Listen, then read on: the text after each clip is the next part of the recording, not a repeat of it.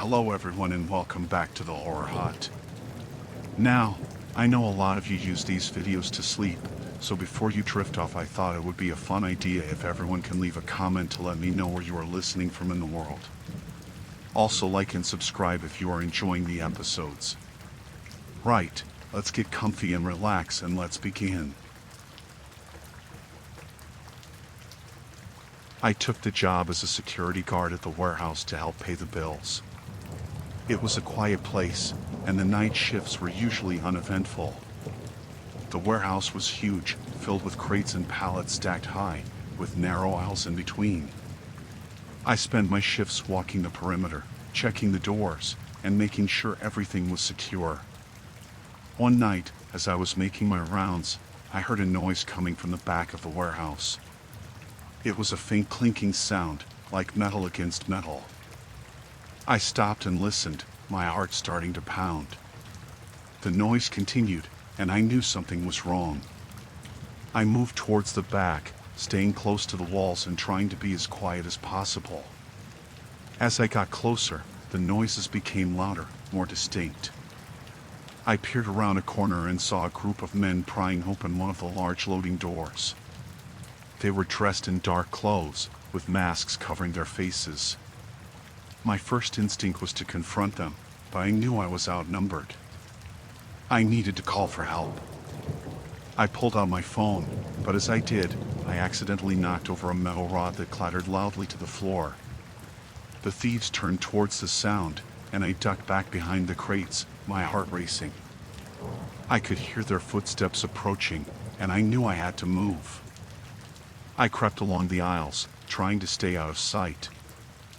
I reached the small office at the front of the warehouse and locked the door behind me. I dialed 911 and whispered into the phone, explaining the situation. As I waited for the police, I heard the thieves outside the office. They were trying to break down the door. I looked around for something to defend myself with, but there was nothing but a desk and some old office supplies. The door began to splinter, and I knew I didn't have much time. I spotted an air vent high up on the wall and quickly moved the desk underneath it. I climbed up and removed the vent cover, squeezing myself into the narrow duct just as the door gave way. I crawled through the vent, trying to stay quiet. The duct led me to another part of the warehouse, and I carefully pushed open the vent cover and climbed out. I was in the far corner of the building, far from the thieves but still trapped inside. I needed to find another way out. I moved through the aisles, keeping low and listening for any signs of the thieves. I could hear them moving around, shouting to each other. They knew I was still inside, and they were looking for me. I reached the loading dock and saw a small door that led outside. I tried the handle, but it was locked. I needed a key, and I remembered that the keys were kept in the office. I had to go back. I retraced my steps, moving as quickly and quietly as I could. When I reached the office, I could see the thieves were no longer inside. I slipped in and grabbed the keys from the desk drawer. Just as I turned to leave, one of the thieves spotted me. He shouted, and I bolted for the door. I could hear them chasing me, their footsteps echoing through the warehouse. I reached the loading dock and fumbled with the keys, my hands shaking. I found the right key and unlocked the door, throwing it open and running outside. The cold night air hit me, and I sprinted towards the perimeter fence. I could hear the thieves behind me, getting closer. I reached the fence and started to climb, but one of the thieves grabbed my leg and pulled me down. I hit the ground hard, the wind knocked out of me. They surrounded me, and I knew I was in serious trouble. But then I heard sirens in the distance, getting closer. The thieves heard them too, and they hesitated. I took advantage of the moment and scrambled to my feet, running towards the front gate. The police arrived just as I reached the gate, and the thieves scattered, disappearing into the night. The officers took me to safety, and I explained everything that had happened. The police searched the warehouse and found evidence of the attempted robbery, but the thieves were long gone. They assured me they would increase patrols in the area and keep an eye out for the suspects. I quit the security job the next day. The experience had shaken me to my core, and I couldn't face another night in that warehouse.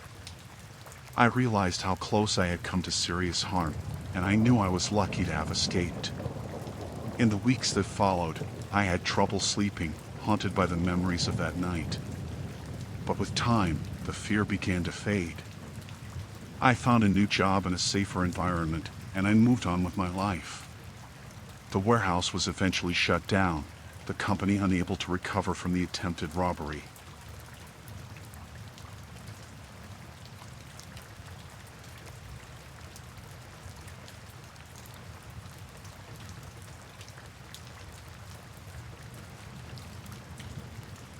The day started out clear and bright, perfect for a solo boat trip on the lake. I had packed my things and set off in the early morning, excited for a peaceful day on the water. By midday, the sky began to darken, clouds rolling in quickly and unexpectedly. I was about halfway across the lake when the storm hit. The wind picked up, turning the calm water into a choppy, violent mess. I tried to steer the boat back to shore, but the waves were too strong. Within minutes, the boat capsized, throwing me into the cold, turbulent water. Panic set in as I struggled to stay afloat, but I forced myself to stay calm and focus on swimming. The shore seemed so far away, but I knew I had no other choice. I swam with all my strength, the storm raging around me, rain pelting down, and thunder roaring overhead. After what felt like hours, I finally reached the shore. Exhausted and shivering, I dragged myself onto the rocky beach. I lay there for a moment, catching my breath, before looking around to get my bearings. It was then that I noticed the flicker of lights through the trees. Curious and desperate for help, I stumbled towards the lights. As I got closer, I heard voices, low and urgent. I moved quietly, not wanting to startle anyone, but what I saw stopped me in my tracks. A group of men were gathered around a large wooden crate, clearly involved in some sort of illegal activity. I ducked behind a bush, my heart pounding. I had to get out of there before they saw me. I turned to leave, but the ground shifted beneath my feet, and I slipped, sending a shower of pebbles down the slope. The men looked up, their eyes scanning the darkness. I held my breath, praying they wouldn't see me. One of the men barked out an order, and a few of them started in my direction. I couldn't wait any longer. I bolted, running as fast as I could through the trees, my wet clothes clinging to me and slowing me down. I could hear them behind me, shouting and crashing through the underbrush. I knew I had to find somewhere to hide, but the forest offered little cover. I spotted a large, hollowed-out tree and dove inside, pulling my legs up and trying to make myself as small as possible. The men passed by, their flashlights sweeping the forest floor. I held my breath, willing myself to be invisible. They moved on, their voices fading into the distance. I waited a few more minutes before cautiously peeking out. The coast seemed clear, but I knew I couldn't stay in the tree forever. I needed to find a way to signal for help. I remembered passing a ranger station on my way to the lake, and I decided to head in that direction. I moved carefully, keeping to the shadows and avoiding any paths that might lead back to the criminals. The storm had started to let up, but the forest was still dark and ominous. Every sound made me jump, fearing that the men might find me. After what felt like hours, I finally saw the faint outline of the ranger station through the trees. I approached cautiously, not wanting to run into any more trouble. The station was dark and empty, but I found a radio inside. I fumbled with the controls, my hands shaking, and managed to get it working. I called for help, my voice barely above a whisper. There was a long pause before I heard a crackling response. Relief flooded through me as I explained my situation.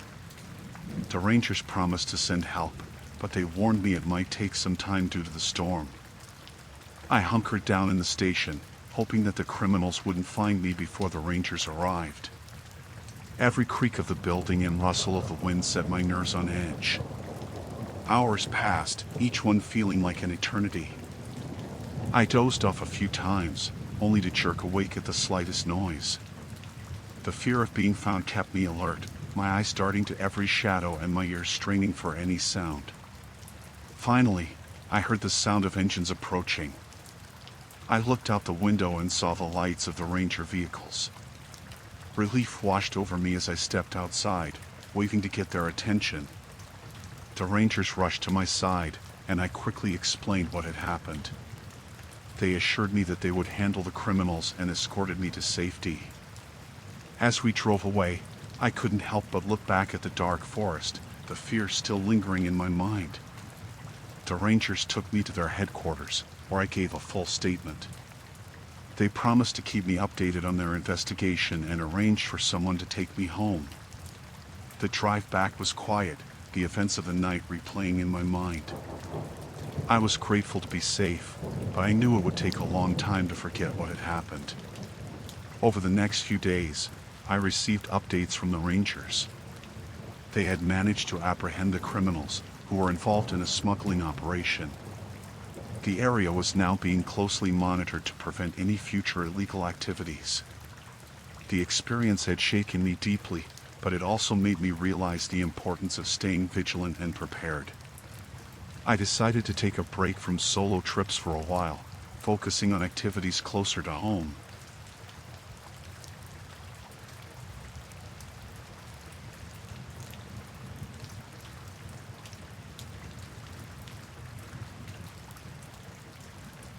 I had never been to this part of the world before.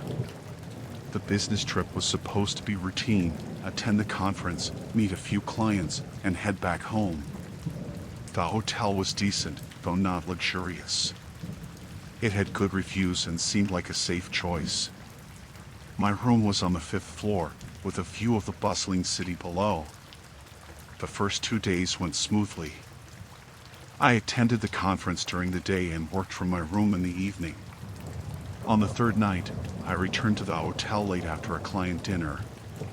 As I walked through the lobby, I noticed a group of people huddled in a corner, speaking in hushed tones.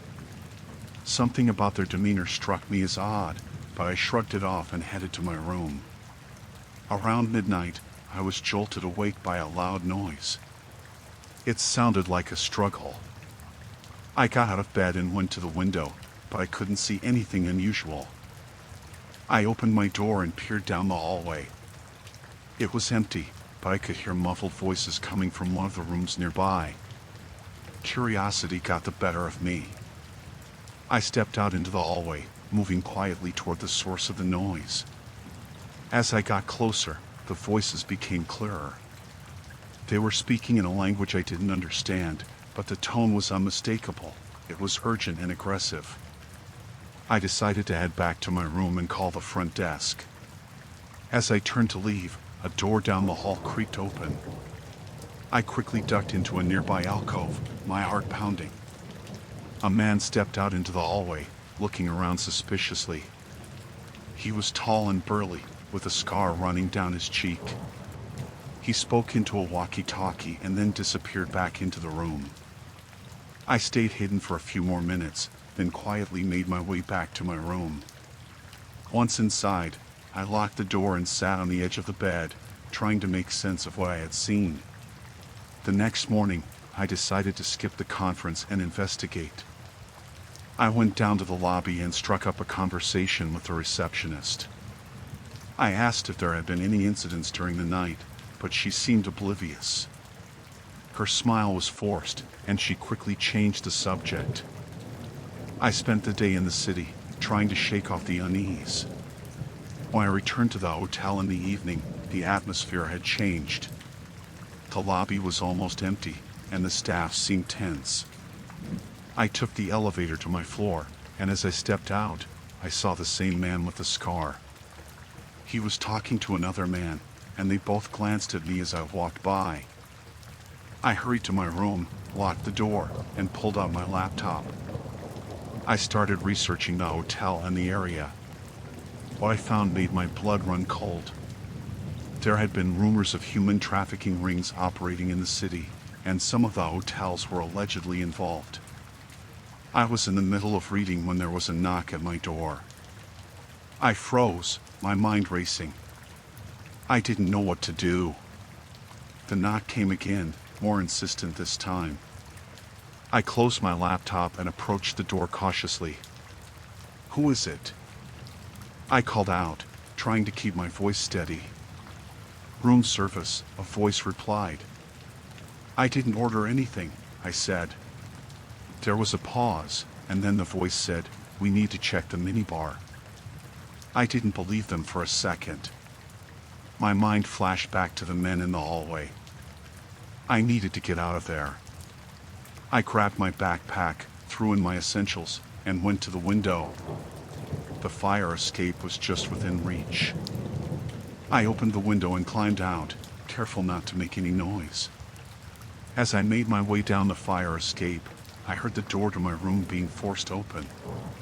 My heart pounded in my chest as I descended the metal stairs as quickly and quietly as I could.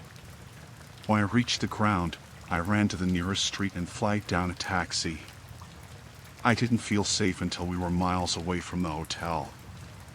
I asked the driver to take me to the police station, where I reported everything I had seen.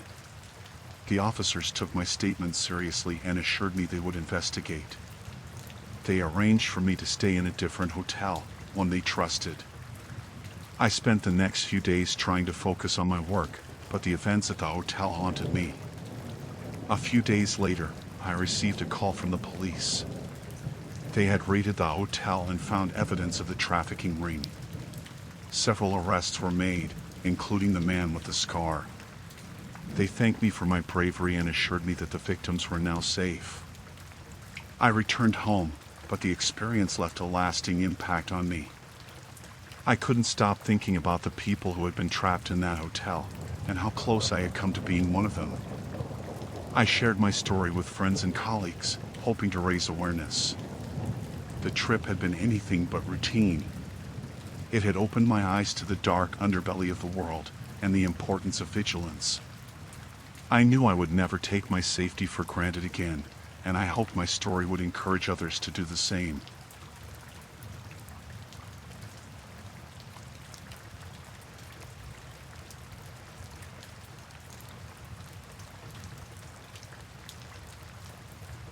I had been working as a grocery delivery driver for a few months. The job was straightforward, and I enjoyed driving around the countryside. One day, I received an order to deliver groceries to a remote farmhouse. It was a bit out of the way, but the scenery was beautiful, and I didn't mind the drive. When I arrived at the farmhouse, the sun was beginning to set. The house looked old but well maintained, with a wide porch and neatly trimmed hedges. I grabbed the bags of groceries and walked up to the front door. Before I could knock, the door swung open, and a middle-aged man with wild eyes stood in the doorway. "You're here," he said, his voice shaky but filled with strange relief. Come in, come in." I hesitated, not wanting to enter someone's home without a clear invitation. "I have your groceries," I said, holding up the bags. "Bring them inside," he insisted, stepping aside to make way for me. Reluctantly, I walked into the house. The interior was dimly lit, and an odd smell hung in the air. As I set the bags down on the kitchen counter, I noticed that the man was watching me intently. His gaze made me uncomfortable, and I tried to hurry. "Thank you," I said, turning to leave. "Wait," he said, his voice suddenly stern. "You can't leave yet." My heart began to race. "What do you mean?" "I have other deliveries to make." "You can't leave," he repeated, moving closer to block my way. "You're her. You're finally here." "I think there's been a mistake," I said, trying to keep my voice calm. "I'm just a delivery driver." He shook his head, his eyes wild. "No, you're not. You're the one who abandoned me. You can't leave until we settle this." Panic set in as I realized I was trapped. I looked around for an escape route, but the man was between me and the door.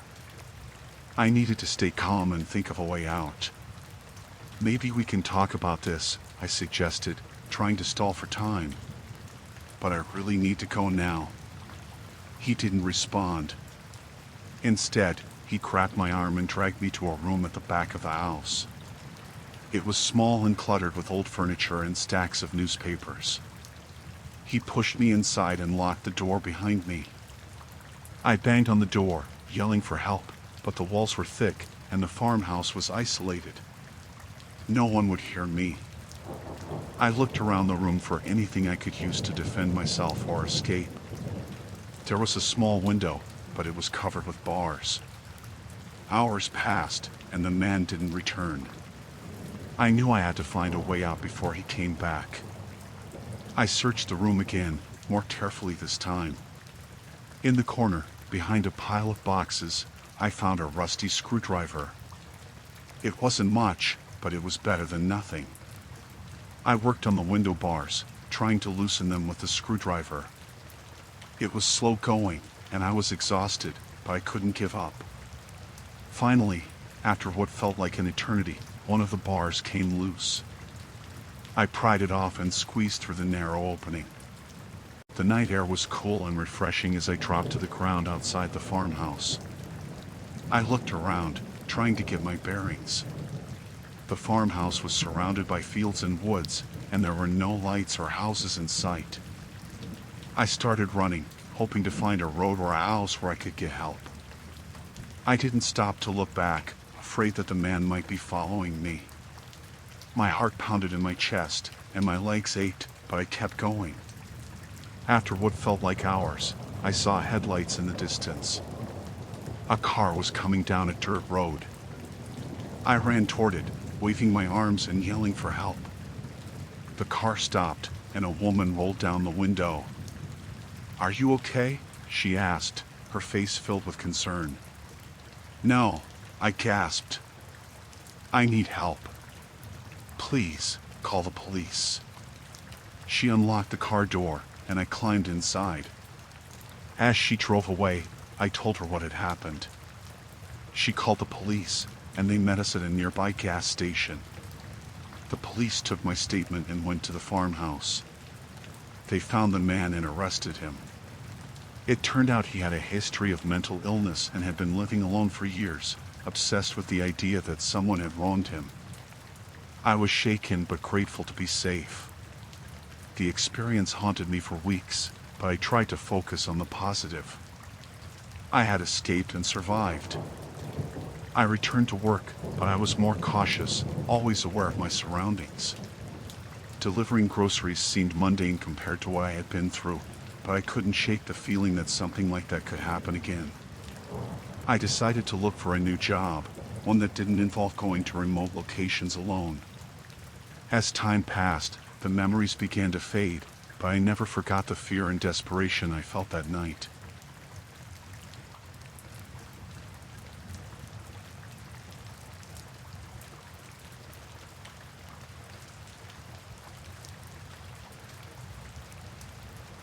Driving through the dense expanse of the national forest at night, the only sound was the hum of my car's engine and the rhythmic thumping of the tires on the old road.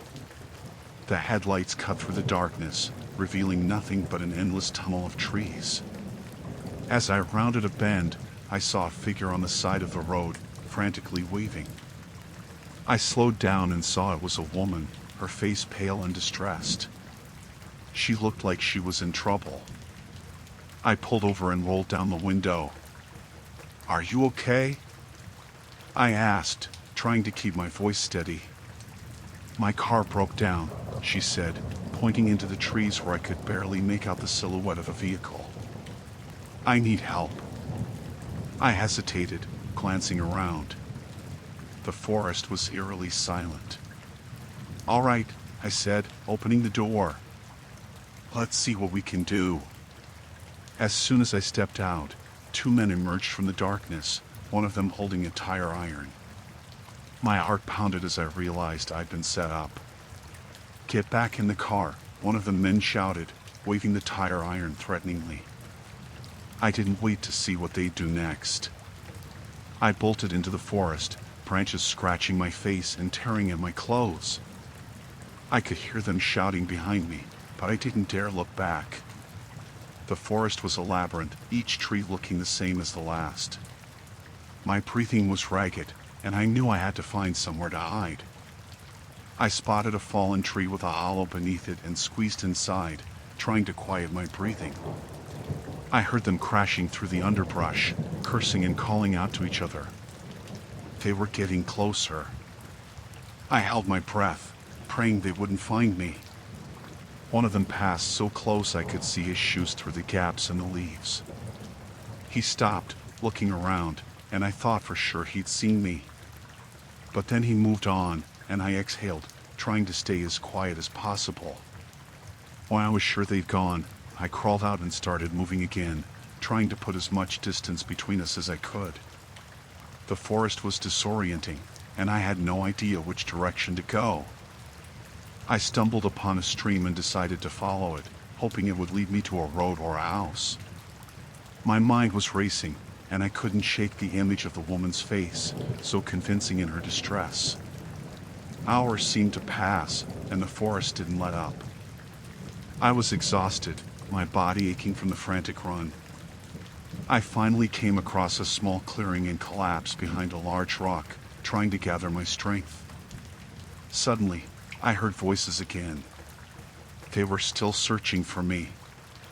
I peered over the rock and saw their flashlights sweeping through the trees. They were relentless, and I knew I had to keep moving. I crawled through the underbrush, keeping low and quiet. Every snap of a twig sounded like a gunshot in the silence, but I couldn't afford to stop. The forest was a maze, and I felt like a rat trying to escape a trap. Just when I thought I couldn't go any further, I saw a faint light through the trees. I moved towards it, my heart lifting with hope. It was a cabin, a small, dilapidated structure, but it was a potential refuge. I reached the cabin and tried the door. It was locked, but I found a window that was loose and managed to pry it open. I climbed inside, wincing at the noise, and quickly pulled the window shut behind me. The cabin was dark and smelled of damp wood. I found a corner to hide in and waited, listening for any sign of the men. My heart was pounding in my ears, and every little creak made me jump. I must have dozed off because I was jolted awake by the sound of footsteps outside. My blood ran cold. They were close. I could hear them talking, their voices low and menacing. One of them tried the door, and I held my breath, praying they wouldn't get inside. After a tense moment, they moved on, their voices fading into the distance. I waited a long time before I dared to move. When the forest was silent again, I climbed out the window and continued my escape. Dawn was breaking, and I knew I had to find help soon. My body was sore, and my clothes were torn, but I couldn't give up. I followed the rising sun, hoping it would lead me out of the forest. Finally, I stumbled upon a dirt road and followed it until I saw a small ranger station. Relief flooded through me as I approached, waving frantically. A ranger came out, looking concerned. "What happened?" he asked, taking in my disheveled appearance. I told him everything, and he immediately radioed for help. The authorities arrived and took my statement, and a search party was sent out to find the men. They found the woman's car, but the men had vanished. I was taken to a hospital to be checked over, and though I was physically fine, the terror of that night stayed with me for the rest of my life.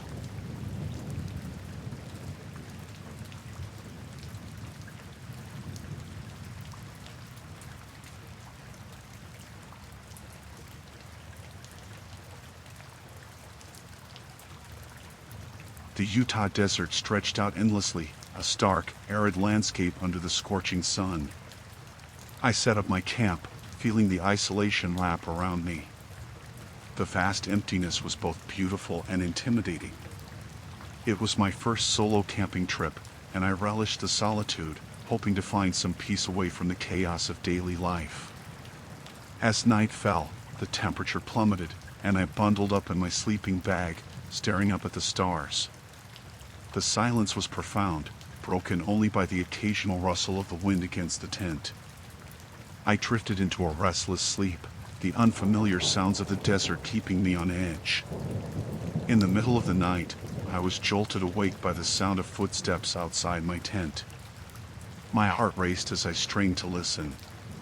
It was probably just an animal, I told myself, but the steps were deliberate, too heavy for a coyote or deer.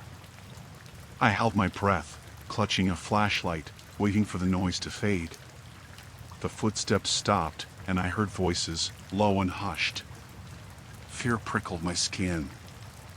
I peeked out of the tent, scanning the darkness. There, silhouetted against the faint moonlight, were 3 men, their eyes fixed on my camp. They were armed, carrying rifles and wearing tactical gear. Panic surged through me. I knew I had to move. Quietly, I packed up my essentials, leaving behind anything that might make noise. I slipped out of the tent and crept away, trying to stay out of sight. The men were close, and I could hear snippets of their conversation. They spoke of a compound, of threats and intruders. My presence had not gone unnoticed. The desert was unforgiving at night. I navigated through the rocky terrain, using the stars to guide me. I stumbled over loose rocks and prickly plants, my heart pounding in my chest. I had no idea where I was going, only that I needed to put as much distance between myself and those men as possible. After what felt like hours, I found a small ravine and took shelter, trying to catch my breath. The men's voices still echoed in my mind, their intent clear. They were survivalists, living off the grid, and I was a threat to their secrecy. I needed a plan. Morning came, and the desert heat began to rise. I had to keep moving. I rationed my water, knowing it was my lifeline. The landscape was vast and featureless, and every direction looked the same.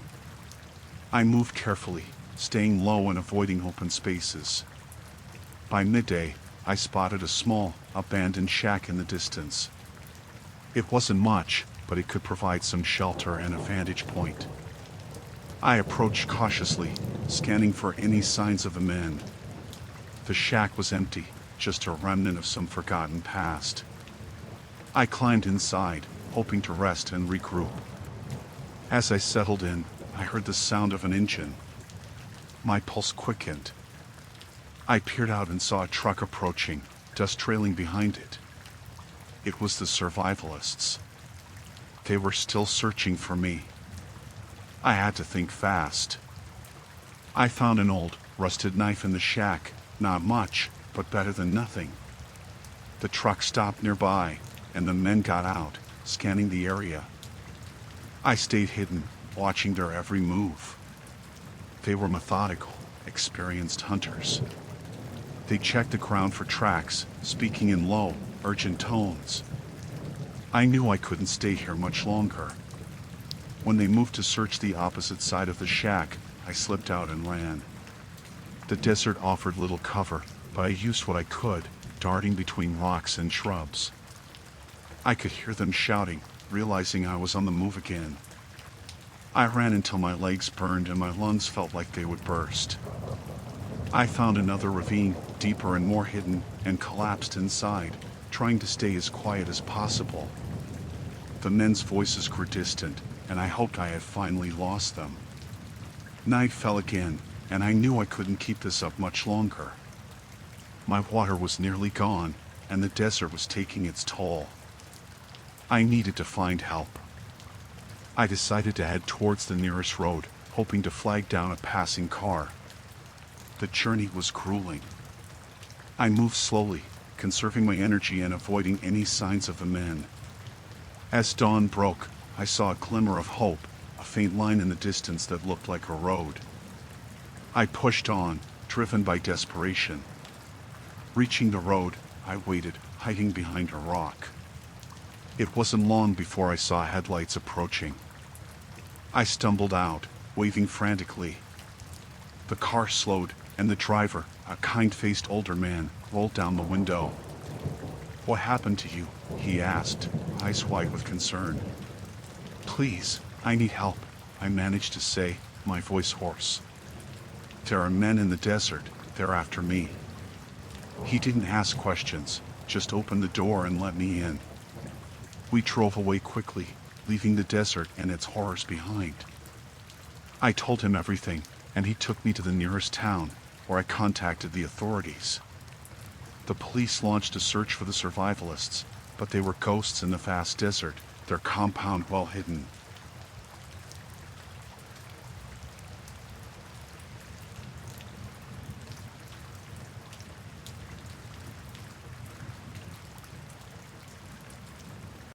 Working the night shift at Millie's Diner had always been uneventful.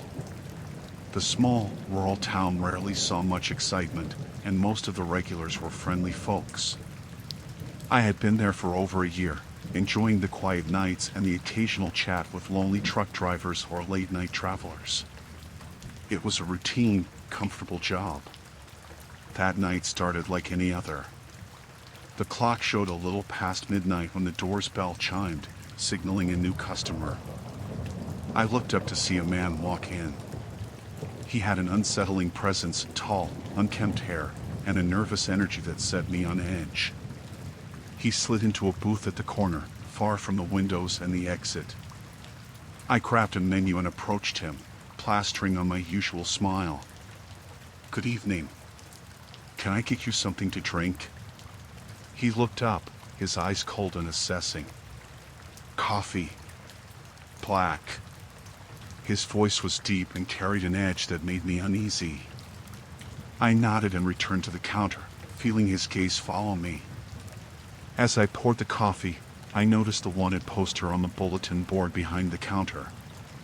A chill ran down my spine. The sketch on the poster looked eerily similar to the man in the booth. I tried to remain calm as I brought him his coffee. "Here you go. Anything else?" He shook his head, eyes never leaving me. "Just the coffee." I walked back to the counter, my mind racing. The poster described a serial killer who had been on the run for months, last seen in a town not too far from here. I had to be sure. I glanced at the TV hanging in the corner, which was tuned to a news channel. The sound was off, but the headline scrolling across the screen confirmed my fear: serial killer still at large. My heart pounded as I pretended to tidy up behind the counter, keeping one eye on him. I needed to call the police, but the phone was behind him, near the restrooms. As I plotted my next move, he stood up and walked toward the counter, coffee in hand. "Refill?" he asked, his tone casual but his eyes predatory. "Of course," I said, forcing a smile. I took the cup and turned to the coffee pot, my hands shaking. I had to think fast. As I poured, I noticed my cell phone under the counter. It was risky, but I had no choice. I handed him the cup, and as he took a sip, I discreetly grabbed my phone and sent a quick text to my friend Lucy, who was a local deputy. "Help. Millie's. Now." The man returned to his booth, and I prayed Lucy would see the message. Minutes dragged by, feeling like hours. The diner was eerily quiet, the ticking of the clock amplifying my fear. He finished his coffee and stood up again, this time moving toward the door. Relief washed over me, but it was premature. He stopped halfway and turned, his eyes locking onto mine. "You look familiar," he said slowly, his voice dripping with suspicion. "Have we met before?" "I don't think so," I replied, my voice trembling. "I just have one of those faces." He stared at me for a long moment, then walked back to the booth. My pulse quickened. He knew. I could see it in his eyes. I needed to get out, but how? The kitchen had a back door, but I'd have to get past him to reach it. Suddenly, the doorbell chimed again. I looked up to see Lucy and two other deputies walk in. Relief flooded me, but I kept my face neutral, not wanting to alert the man. Lucy glanced at me, and I gave a barely perceptible nod. "Evening," Lucy said, approaching the counter. "Just grabbing a coffee." "Busy night?" I forced a smile. "Not too bad. Just the usual crowd." The man tensed, his eyes darting between me and Lucy. He sensed something was off. Lucy moved casually, placing herself between him and the door. "Mind if I use your restroom?" "Go ahead," I said, trying to keep my voice steady. As Lucy walked past him, the man bolted, pushing her aside and making a dash for the door. The other deputies reacted instantly, tackling him to the ground. He fought fiercely, but they managed to subdue him and cuff his hands behind his back. The diner was filled with the sounds of struggle and shouted commands. I backed away, pressing myself against the counter, watching in shock as they dragged him outside. Lucy came back in, slightly out of breath but smiling reassuringly. "You okay?" she asked, placing a hand on my shoulder. I nodded, tears welling up in my eyes. I recognized him from the poster. I didn't know what to do. "You did great," Lucy said. "Your message probably saved your life." I spent the rest of the night giving statements and trying to calm my nerves. The diner, usually my safe haven, now felt tainted by the fear and danger I had experienced. But as the dawn broke, I felt a sense of relief. The man was in custody, and I was safe. The next day, the diner was back to its usual quiet, and the regulars came in, chatting and laughing as if nothing had happened.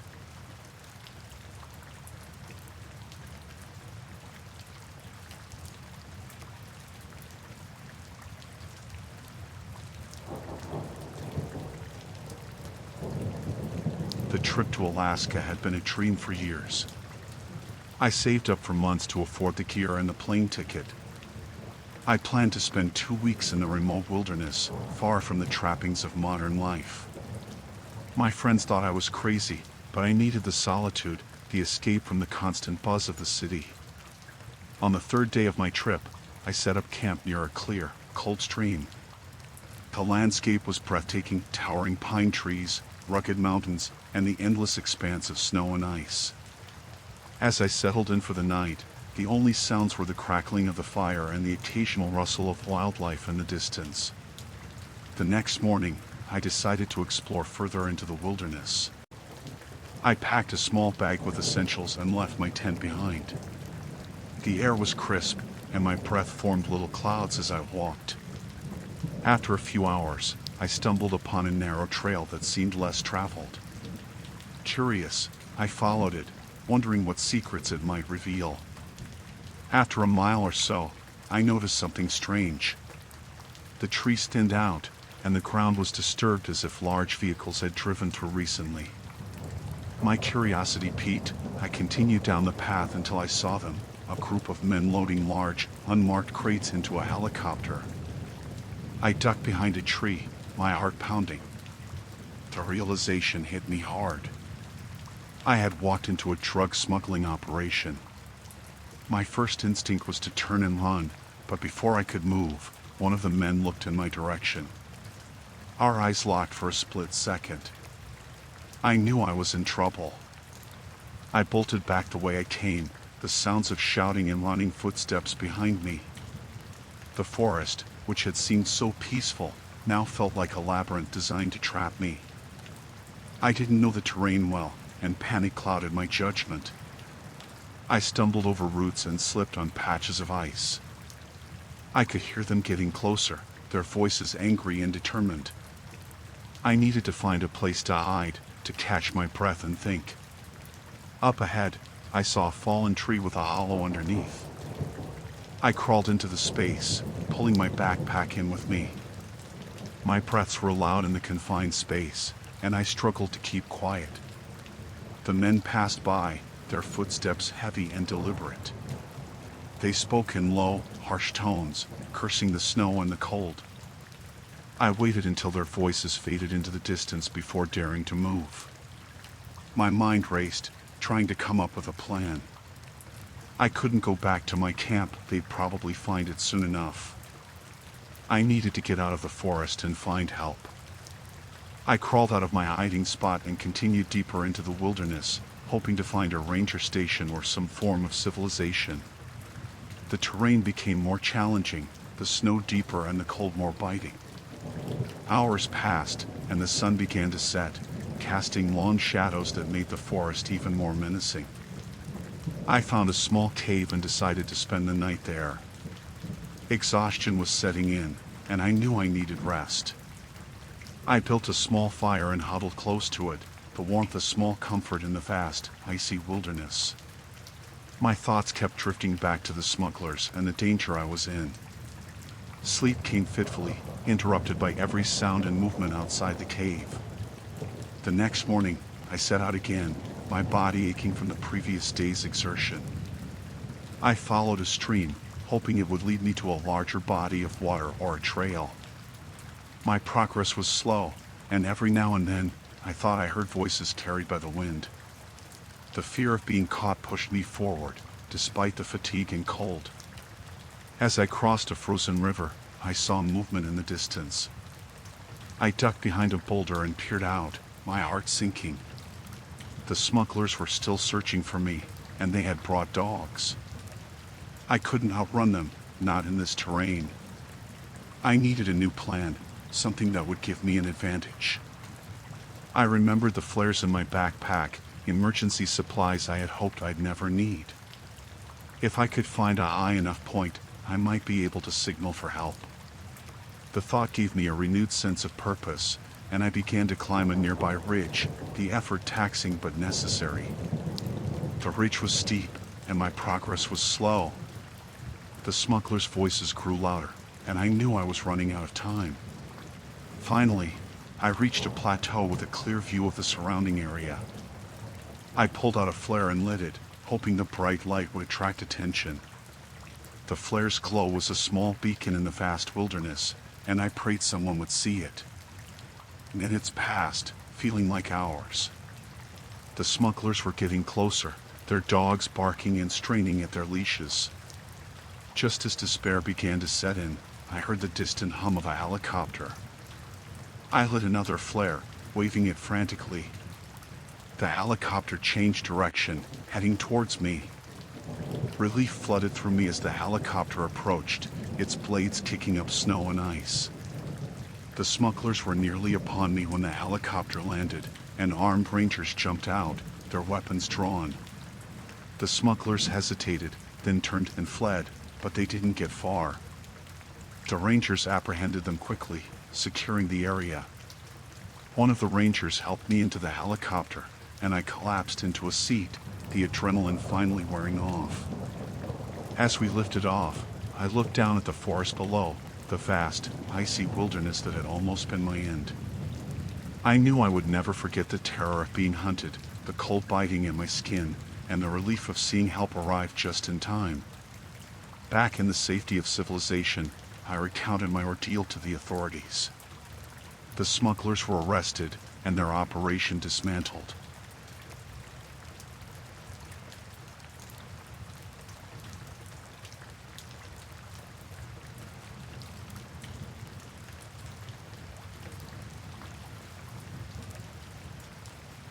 Working the graveyard shift at a 24-hour gas station in the middle of nowhere was not my idea of a dream job, but it paid the bills.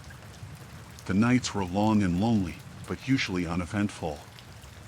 I spent most of my time stocking shelves, cleaning, and occasionally helping the rare customer who passed through.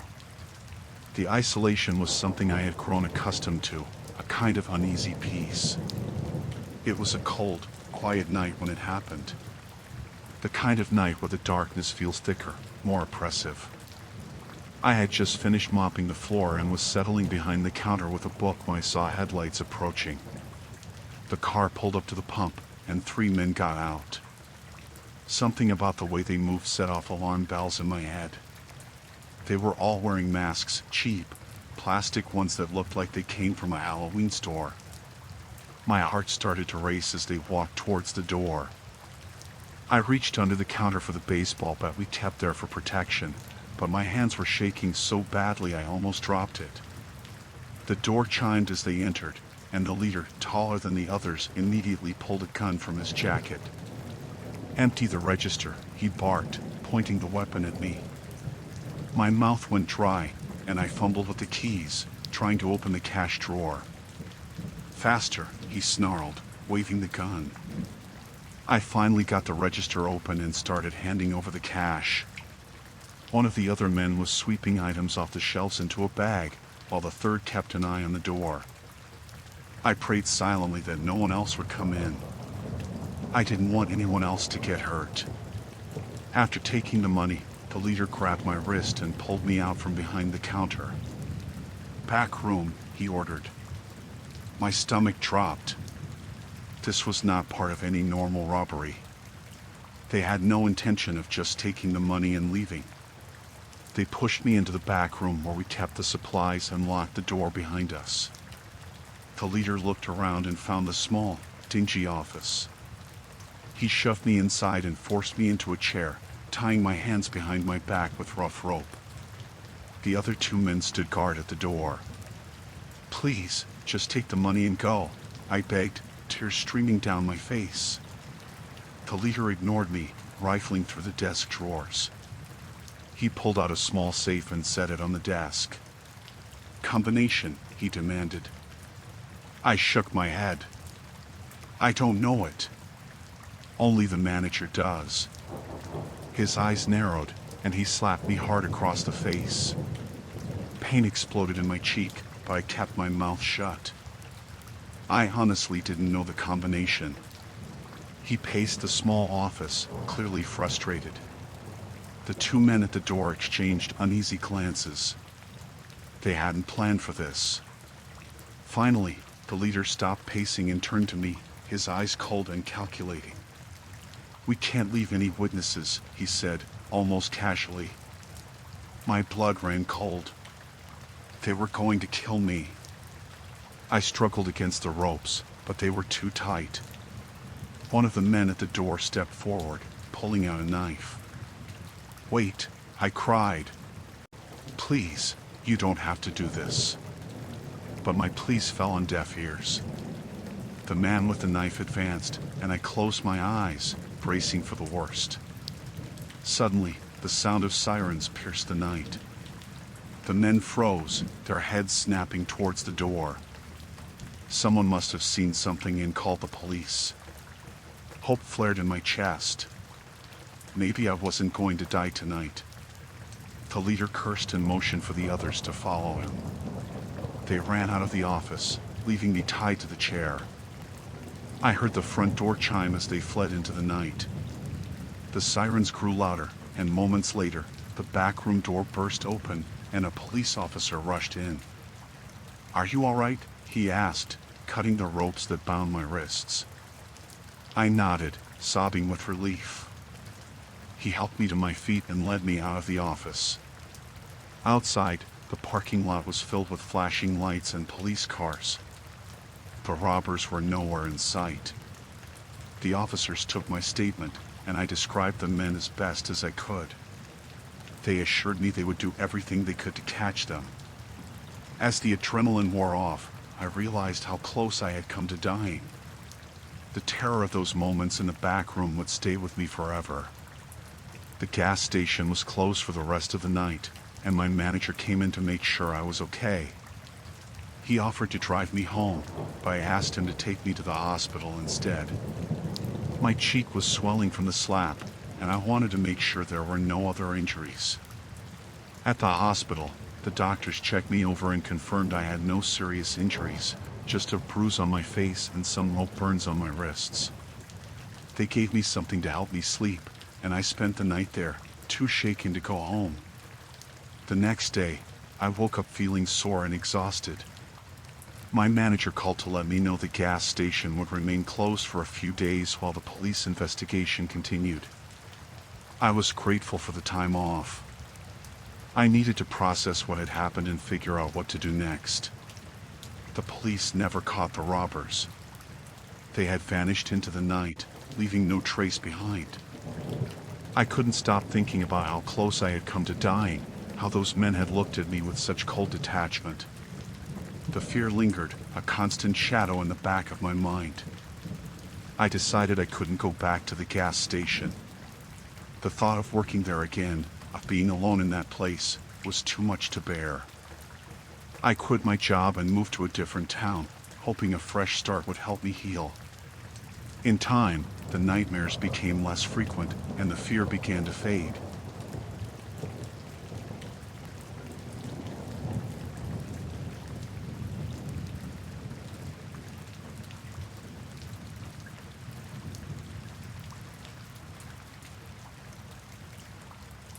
My boat sputtered to a stop in the middle of the Florida Everglades, right as the first cracks of thunder split the air. The engine had been acting up all day, but I had hoped it would hold out until I made it back to the dock. Now, I was stranded, miles from civilization, with a storm bearing down on me. The sky had darkened, and rain began to pour in sheets, drenching everything in sight. I cursed under my breath and grabbed my flashlight, scanning the murky water and dense vegetation around me. There was no sign of any other boats or people. The Everglades were vast and unforgiving, especially in a storm. I knew I had to find shelter and quickly. I pulled out my phone, but there was no signal. I was on my own. As I pondered my next move, I heard the distant sound of voices. My heart leapt at the thought of help. I grabbed my flashlight and waded into the water, heading towards the sound. The water was up to my knees, and I had to watch my step to avoid alligators and other hidden dangers. The voices grew louder, and I could make out the faint glow of a fire through the thick underbrush. I pushed forward, my clothes sticking to my skin from the rain. When I finally reached the source of the light, I saw a group of men huddled around a makeshift campfire. They were armed with rifles and appeared to be deep in conversation. I hesitated for a moment, unsure of their intentions. But before I could decide what to do, one of them spotted me. "Hey, who's there?" he shouted, raising his rifle. I stepped into the light, hands raised to show I meant no harm. My boat broke down. I called out over the storm. "I need help."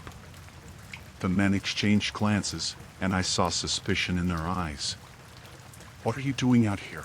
one of them demanded, his voice hard. "Are you a game warden?" I shook my head, trying to keep my voice steady. "No, just a fisherman. My engine died, and I got stranded." The leader of the group, a burly man with a scruffy beard, stepped forward. He eyed me up and down, then nodded. "All right, come closer to the fire. But no funny business." Relieved, I moved towards the warmth of the flames. The rain was still coming down hard, but the fire provided some comfort. As I dried off, I listened to their conversation. It became clear they were poachers, hunting illegally in the protected waters of the Everglades. They spoke in low tones about their catches and the game wardens they had to avoid. I knew I was in dangerous company. I kept my head down and my mouth shut, hoping they wouldn't see me as a threat. But it wasn't long before the leader started asking questions. "What kind of boat you got?" he asked, his eyes narrowing. "Just a small motorboat," I replied, trying to sound casual. One of the men snorted. "A motorboat in this weather? You're either brave or stupid." I forced a smile, not wanting to antagonize them. "Just trying to get back before the storm hit," I said. The leader didn't seem convinced. "Show us your boat," he demanded.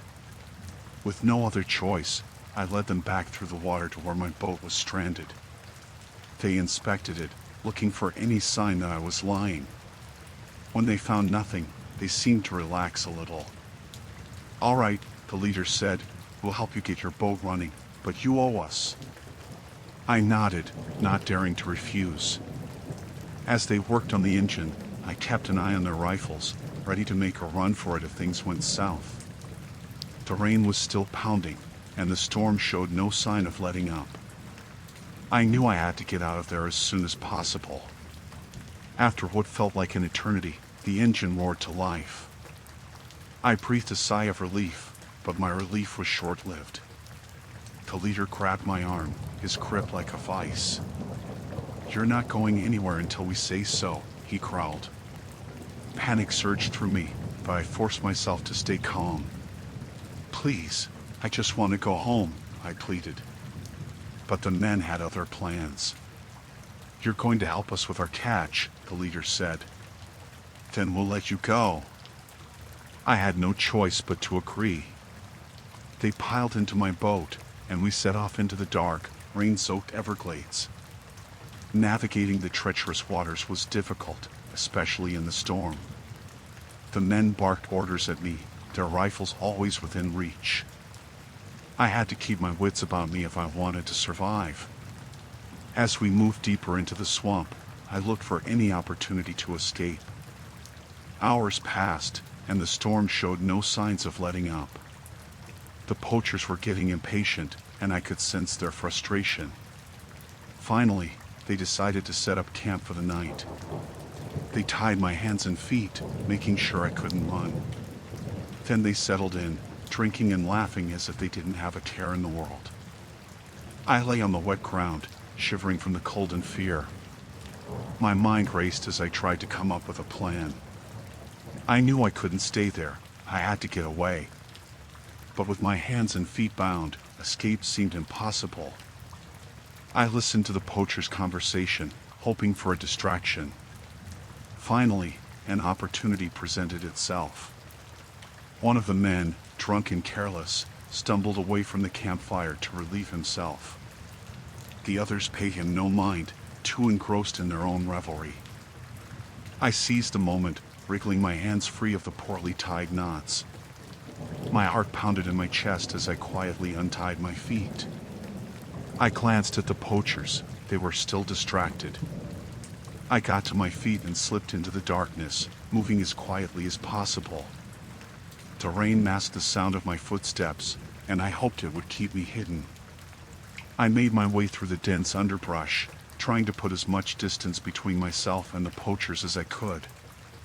The Everglades were a maze of water and vegetation, and I had no idea where I was going. But I had to keep moving. I had to survive. Hours passed, and the storm began to let up. The sky lightened slightly, and I could see a little better. I stumbled through the swamp, exhausted and disoriented. I knew the poachers would be looking for me, and I had to stay hidden. Just when I thought I couldn't go on any longer, I heard the sound of a motorboat in the distance. My heart leapt with hope. I moved towards the sound, praying it was help and not more danger. As I got closer, I saw a boat with official markings, park rangers. I stumbled out of the underbrush, waving my arms and shouting for help. The rangers saw me and quickly came to my aid. I collapsed in relief as they pulled me into the boat. I was safe. The poacher's nightmare was over. Back at the ranger station, I told them everything. They took my statement and assured me they would hunt down the poachers.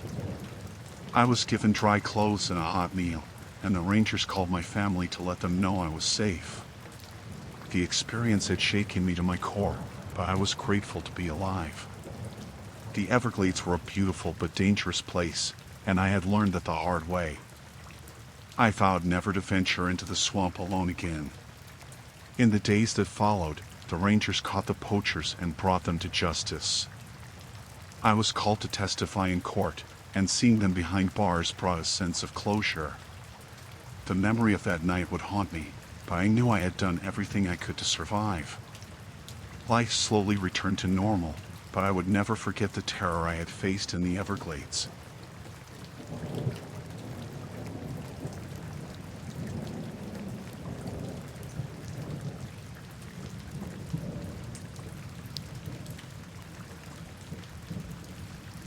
I checked into the luxurious hotel on the Las Vegas Strip, excited for a weekend getaway.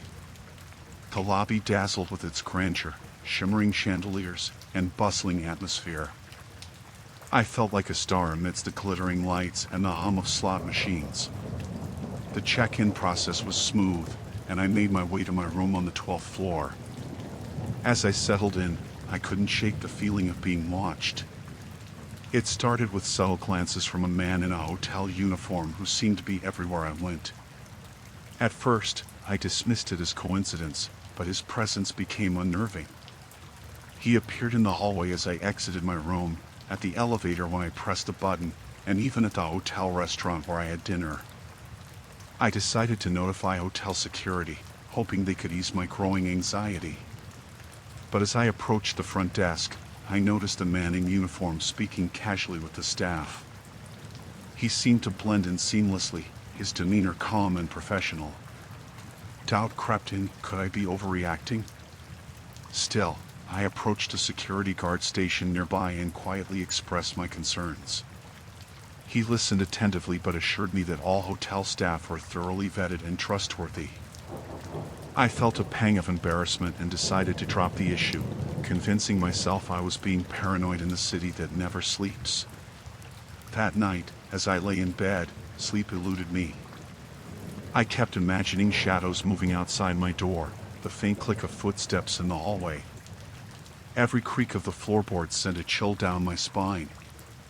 I glanced at the clock, it was past midnight, and the hotel corridors were eerily quiet.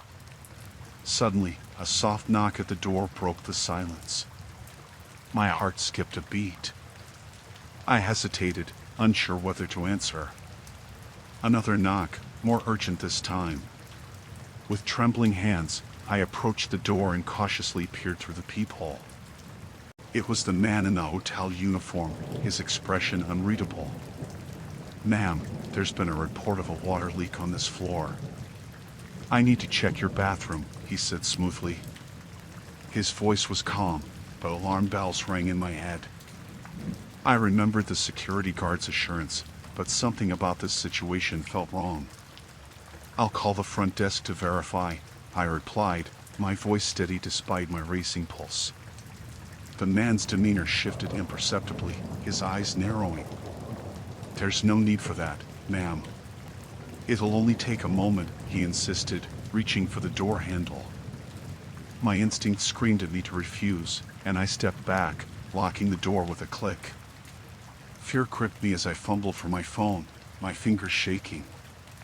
Before I could dial, the man's calm facade shattered. He slammed against the door, shouting threats and demands to let him in. I backed away, heart pounding, searching frantically for a way out. Panic surged as I realized I was trapped in my room, alone and vulnerable. The man continued to pound on the door, his voice growing more aggressive. "Open this door now, or there will be consequences," he bellowed. I scanned the room for a weapon, anything to defend myself. My eyes fell on the heavy lamp on the bedside table. With trembling hands, I grasped it, ready to strike if he managed to break in. Sweat beaded on my forehead as I braced myself for the worst. Minutes stretched into eternity as the man's relentless pounding echoed through the room. I held my breath, praying for help to arrive. Suddenly, the sound of approaching footsteps outside my door sent a wave of relief through me. "Security. Open up, it's hotel security," a voice called out. Tears of relief streamed down my face as I rushed to unlock the door. Two security guards burst into the room, their presence commanding and reassuring. They quickly subdued the man in the hotel uniform, who struggled against their hold. "He's part of a criminal ring targeting tourists," one of the guards explained tersely as they escorted him away. "We've been tracking them for weeks." My knees gave out with the weight of what could have happened. I sank onto the bed, trembling with shock and gratitude. The guards took my statement and assured me I would be safe. They recommended I stay in a different room for the night and promised to increase security patrols. I nodded, unable to speak, still shaken by the close call. As dawn broke over the glittering cityscape, I sat in the hotel lobby, waiting for my new room assignment. The events of the night replayed in my mind like a horror movie. I had come to Las Vegas for fun and relaxation, but I had narrowly escaped a nightmare. Days later, I returned home, grateful to be alive but haunted by the memory. I shared my story with friends and family, urging them to be vigilant while traveling. The illusion of safety in a luxury hotel had shattered, leaving me with a newfound awareness of the dangers that could lurk behind polished smiles and professional uniforms. I couldn't erase the fear that still lingered, the feeling of being hunted in a place meant for leisure. But I knew I had survived, thanks to quick thinking and the timely intervention of hotel security.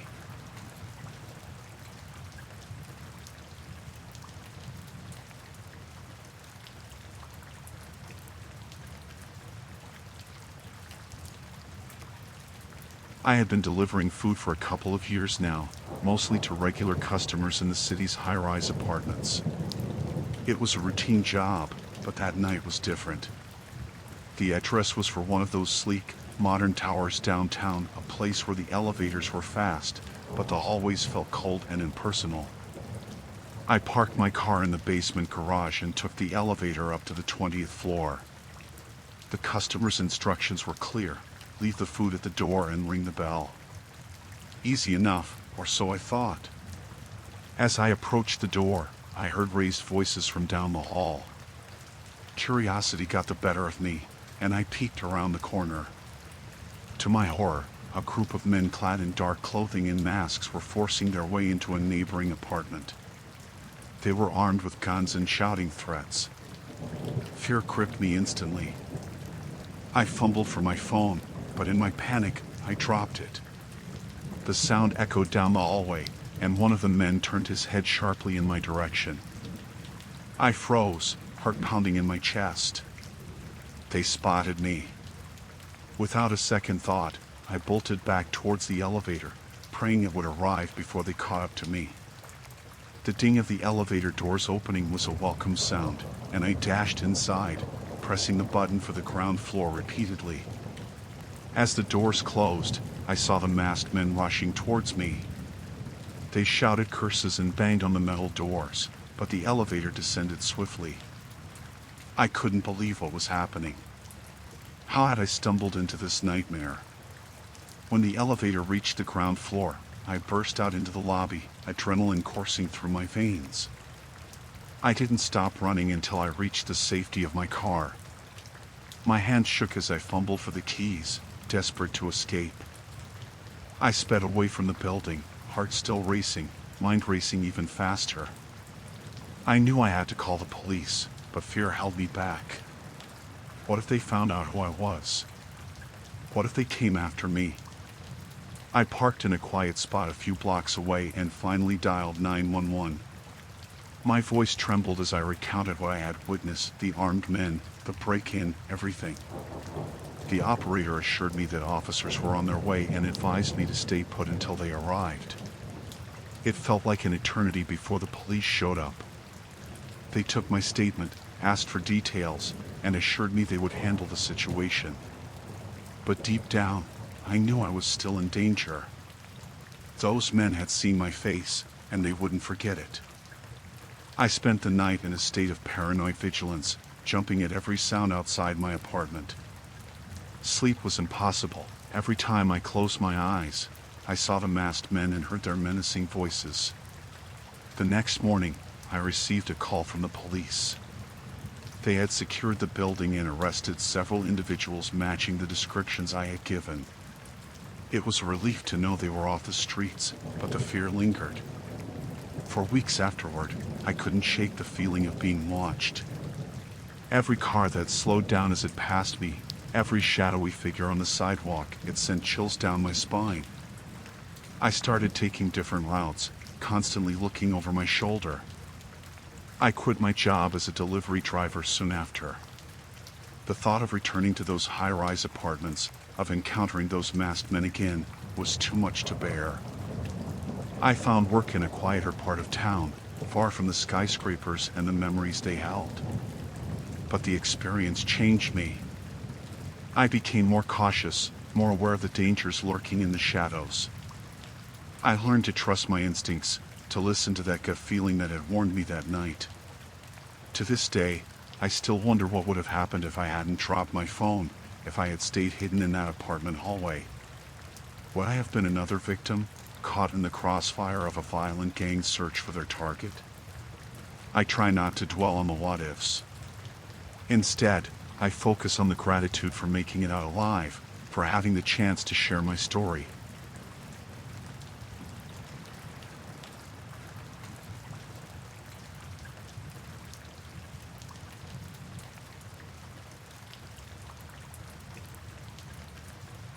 I had been driving through the back roads of Texas, a familiar route I took to avoid the congestion of the main highways.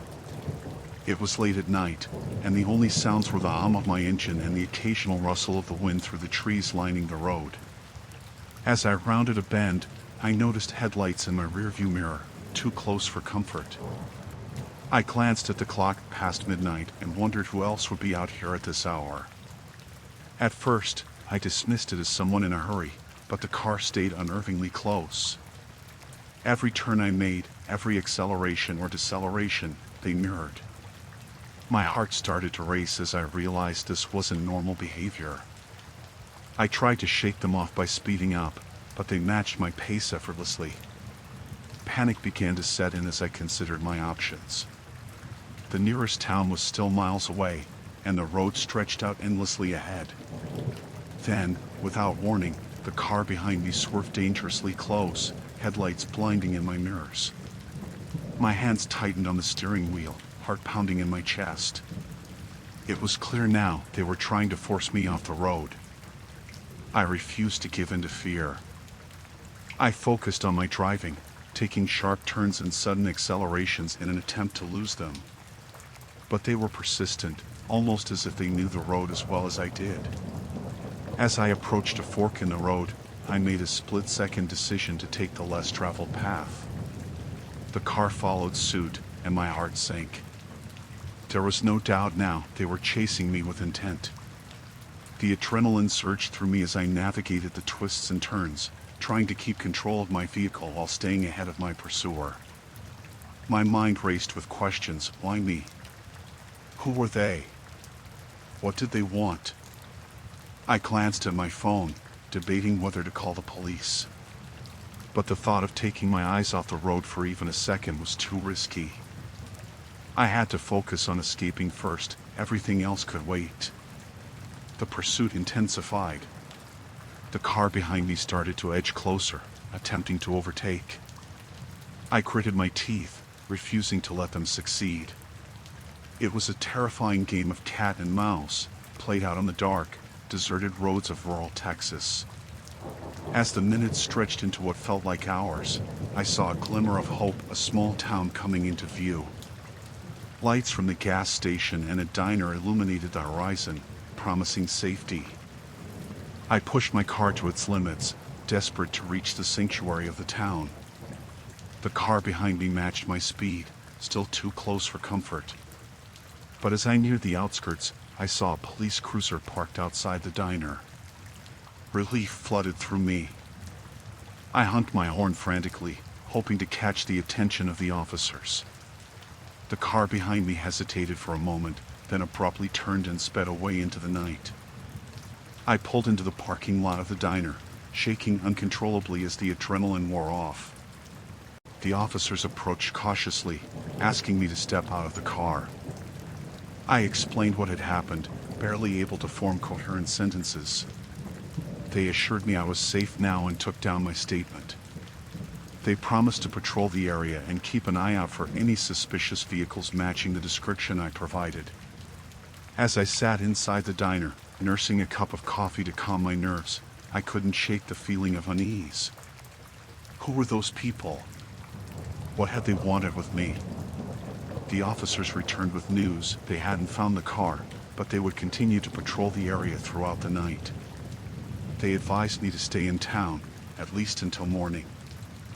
I heeded their advice, booking a room at a nearby motel. Sleep eluded me that night, Every sound outside the window made me jump. I kept replaying the events in my mind, trying to make sense of it all. The next morning, I drove straight to the nearest police station to follow up on the investigation. They took my report seriously, but without any leads, there was little they could do.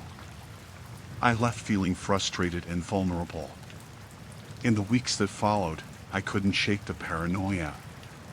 Every car that followed too closely, every unfamiliar face, my heart would race, my palms would sweat. I started taking alternate routes, avoiding the back roads altogether. Eventually, life returned to normal, or as close to normal as it could be. But the experience had left its mark. I became more cautious, more aware of my surroundings. I never forgot that night in Texas, the terror of being chased through the darkness by someone with unknown intentions. To this day, I still wonder who they were and what they wanted. Was it a random act of aggression, or was I targeted for some reason? I may never know the answer, but I've learned to trust my instincts and never take safety for granted.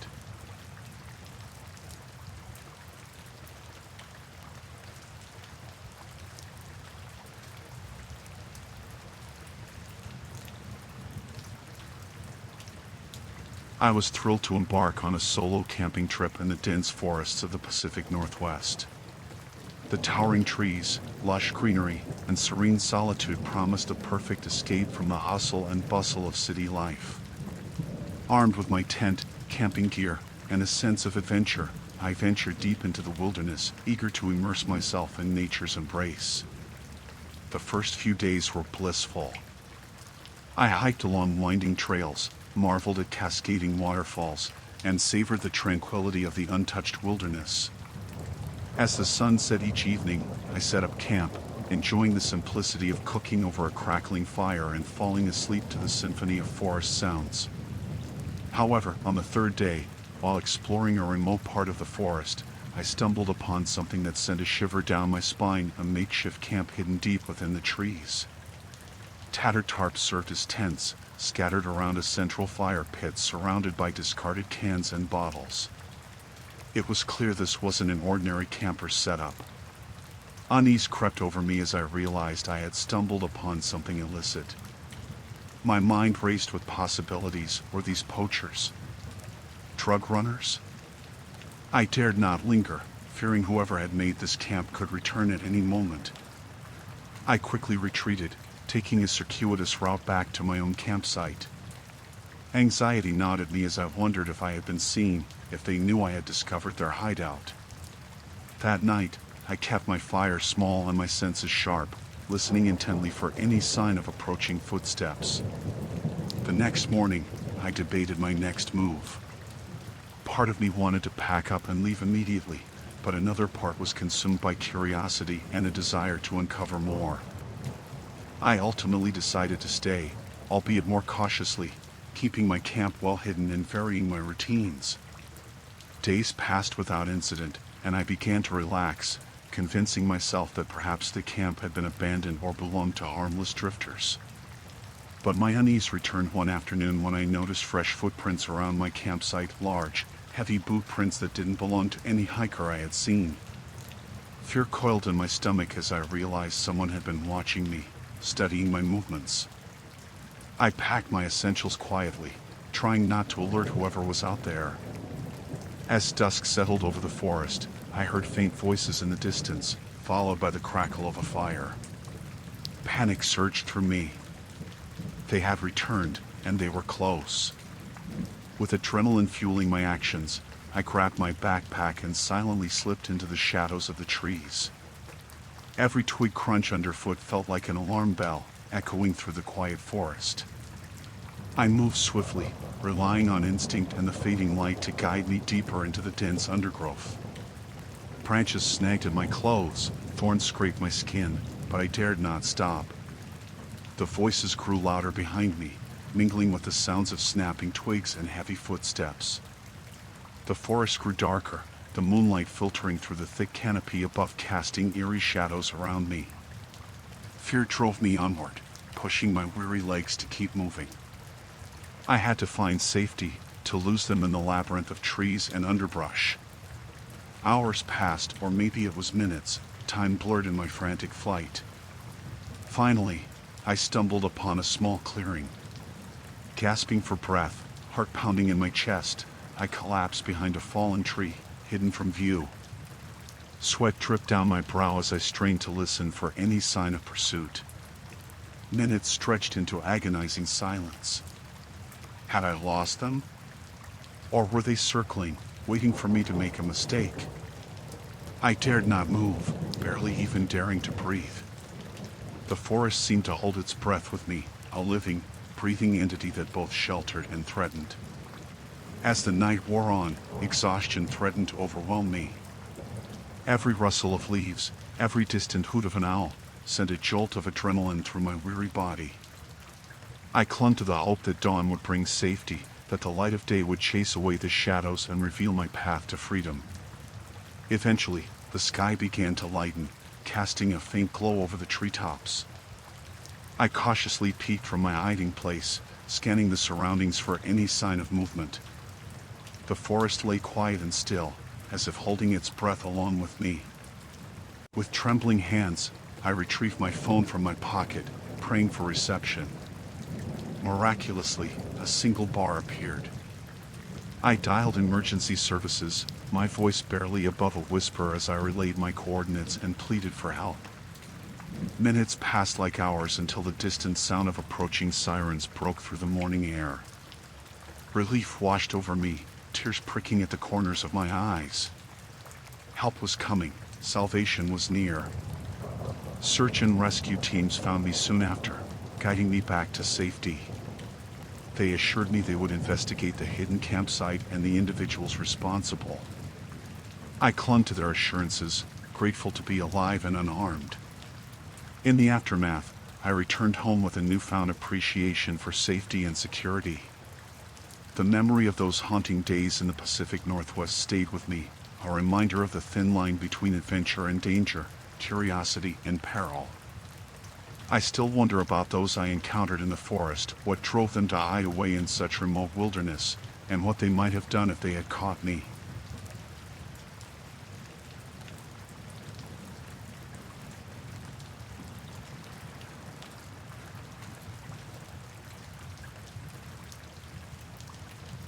Night after night, I walked the hallowed halls of this historic mansion, my footsteps echoing in the darkness.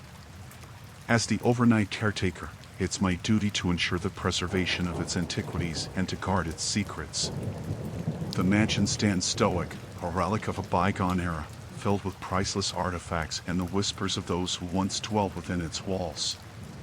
Tonight, however, the tranquility is shattered by the intrusion of unwelcome guests. It begins with subtle sounds, soft footsteps that shouldn't be there, whispers that float through the air like ghostly echoes. My senses sharpen as I realize I'm not alone. Instinctively, I move silently, my heart pounding in my chest. Peering around corners, I catch glimpses of shadowy figures moving stealthily through the rooms. Their intent is clear, they seek the mansion's treasures, the valuable antiques that have survived generations. I am torn between fear and duty, knowing I must confront these intruders before they desecrate this place further. The old floorboards creak under my careful steps as I track them, following their trail through dimly lit corridors and musty chambers. The mansion seems to hold its breath, anticipating the clash between its protector and those who would exploit its history for personal gain. In a moment of tension, our paths converge. They see me, a solitary figure in the gloom, and panic flashes across their faces. Their initial shock gives way to desperation as they realize I am not merely an obstacle but a witness to their crime. The leader, a burly man with eyes hardened by greed, raises a weapon, a glint of metal in the dim light. Time slows to a crawl as I brace myself, adrenaline surging through my veins. They advance, their footsteps heavy and purposeful, intent on silencing me permanently. I retreat, maneuvering through the labyrinthine mansion, seeking sanctuary in its shadows. The echoes of their pursuit resonate through the halls, mingling with the whispers of the mansion's past. I duck into a forgotten alcove, pressing myself against the cool stone walls, trying to steady my breathing. The weight of history presses down upon me, a silent witness to the unfolding drama. Minutes stretch into eternity as I wait, listening for any sign of their approach. The mansion groans around me, settling into the night as if urging me to uncover its secrets. Fear gnaws at my resolve, but duty compels me to protect this place, to defend its legacy against those who would plunder it. A faint scrape of boot on ancient wood alerts me to their proximity. They move like shadows, their figures obscured by the darkness. Panic threatens to overwhelm me, but I steel myself, knowing I cannot falter now. I clutch a nearby artifact, a relic from a forgotten era, as if drawing strength from its storied past. They draw closer, their footsteps echoing louder with each passing moment. The leader's voice cuts through the silence, a low growl tainted with menace. They are determined, relentless in their pursuit of both riches and silence. But I am determined too, driven by a fierce loyalty to this place that has become my charge. A flicker of movement, a silhouette against moonlight streaming through a dusty window, betray their position. With a surge of adrenaline, I confront them, my voice echoing through the chamber with a command born of desperation and defiance. They hesitate, caught off guard by my unexpected defiance. In that moment of hesitation, the balance shifts. I seize the opportunity, lunging forward with a courage born of desperation. A struggle ensues, a chaotic dance of shadows and desperation. The mansion bears witness to our clash, its walls echoing with the sounds of conflict and the shattering of fragile peace. The artifact in my hand becomes a weapon, a last line of defense against those who would desecrate this sacred place.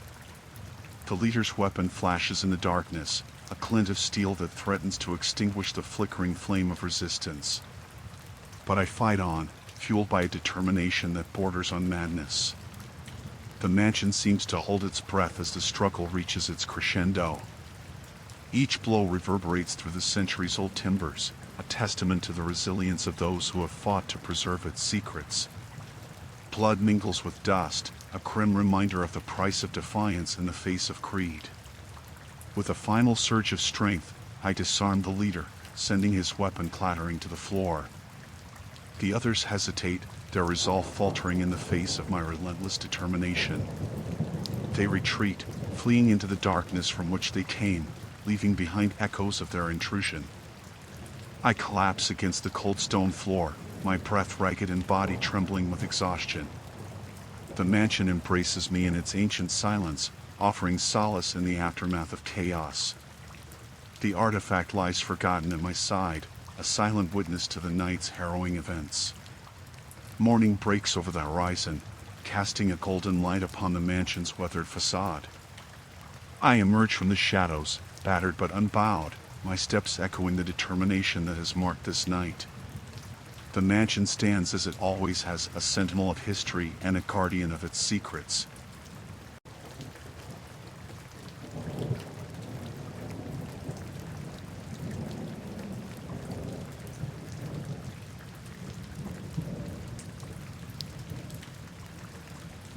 The motel was the kind you find on desolate stretches of highway. I was driving through the Midwest, trying to make it to a friend's wedding, and needed a place to rest. The sign read vacancy in flickering neon, so I pulled in. It was cheap, and I was tired. I checked in and got the key to room 12. The manager barely looked up from his television, just slid the key across the counter with a gruff nod. The room was small, musty, but it had a bed, and that was all I needed. It was late, maybe around midnight, when I first heard the noises. At first, I thought it was just the creaking of the old building, but then I heard a muffled cry. I sat up in bed, straining to listen. It came from the room next door, room 11. I told myself it was none of my business, but the noise persisted. It sounded like someone was in distress. I couldn't ignore it. I put on my shoes and crept out into the hallway, the carpet damp and squishing under my feet. Standing outside room 11, I could hear low voices, almost like arguing, followed by a thump. My heart raced. What was I supposed to do? I couldn't just walk away. I knocked lightly, but there was no response. I knocked again, harder this time. The voices stopped. I went back to my room, pacing, unsure what to do.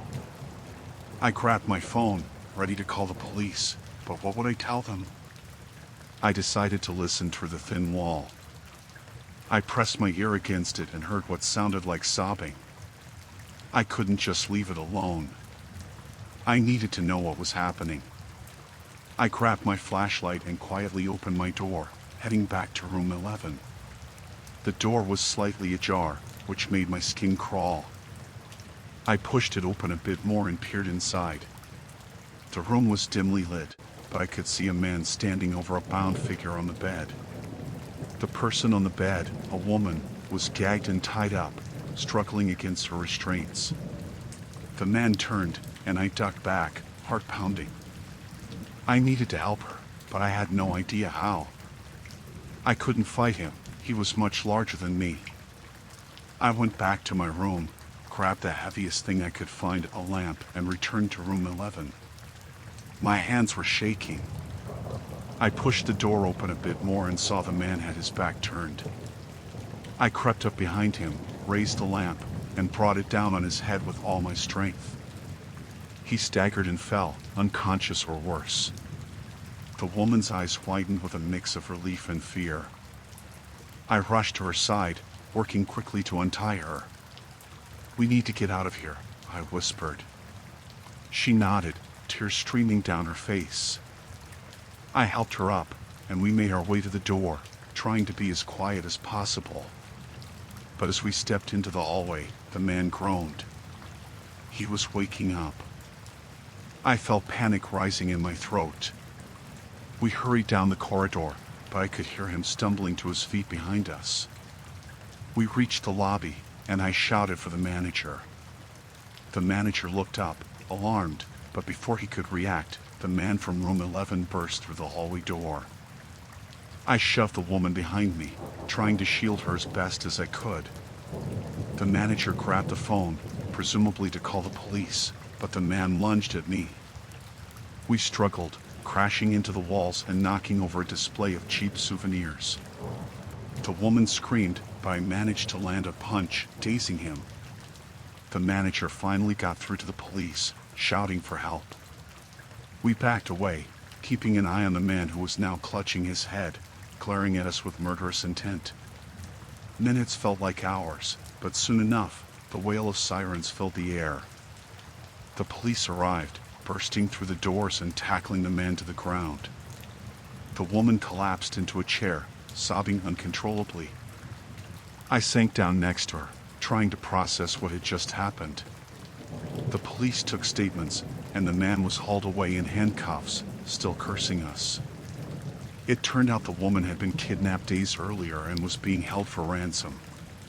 She thanked me repeatedly, but I felt numb. The reality of what could have happened hit me hard. The police assured me I did the right thing, but I couldn't shake the fear. The rest of the night was a blur. The police took us to the station for further questioning, and I stayed with the woman until her family arrived. They were beyond grateful, but all I could think about was how close we came to something far worse. Eventually, I continued my journey, but I couldn't get the motel out of my mind. Every creak, every noise at night brought me back to that moment. I started avoiding small motels, preferring the anonymity and security of larger hotels. The experience left a mark, a reminder of how quickly things can turn from ordinary to terrifying. I learned to trust my instincts and to never ignore cries for help. I still think about that woman and hope she's doing well, living free from fear. As for me, I drive through towns and highways with a bit more caution, always alert, always ready. You never know when you might find yourself in a situation where you have to act, where doing nothing isn't an option.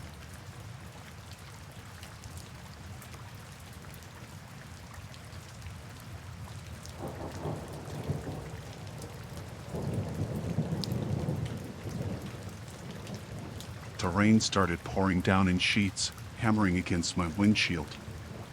I squinted through the wipers, which were struggling to keep up.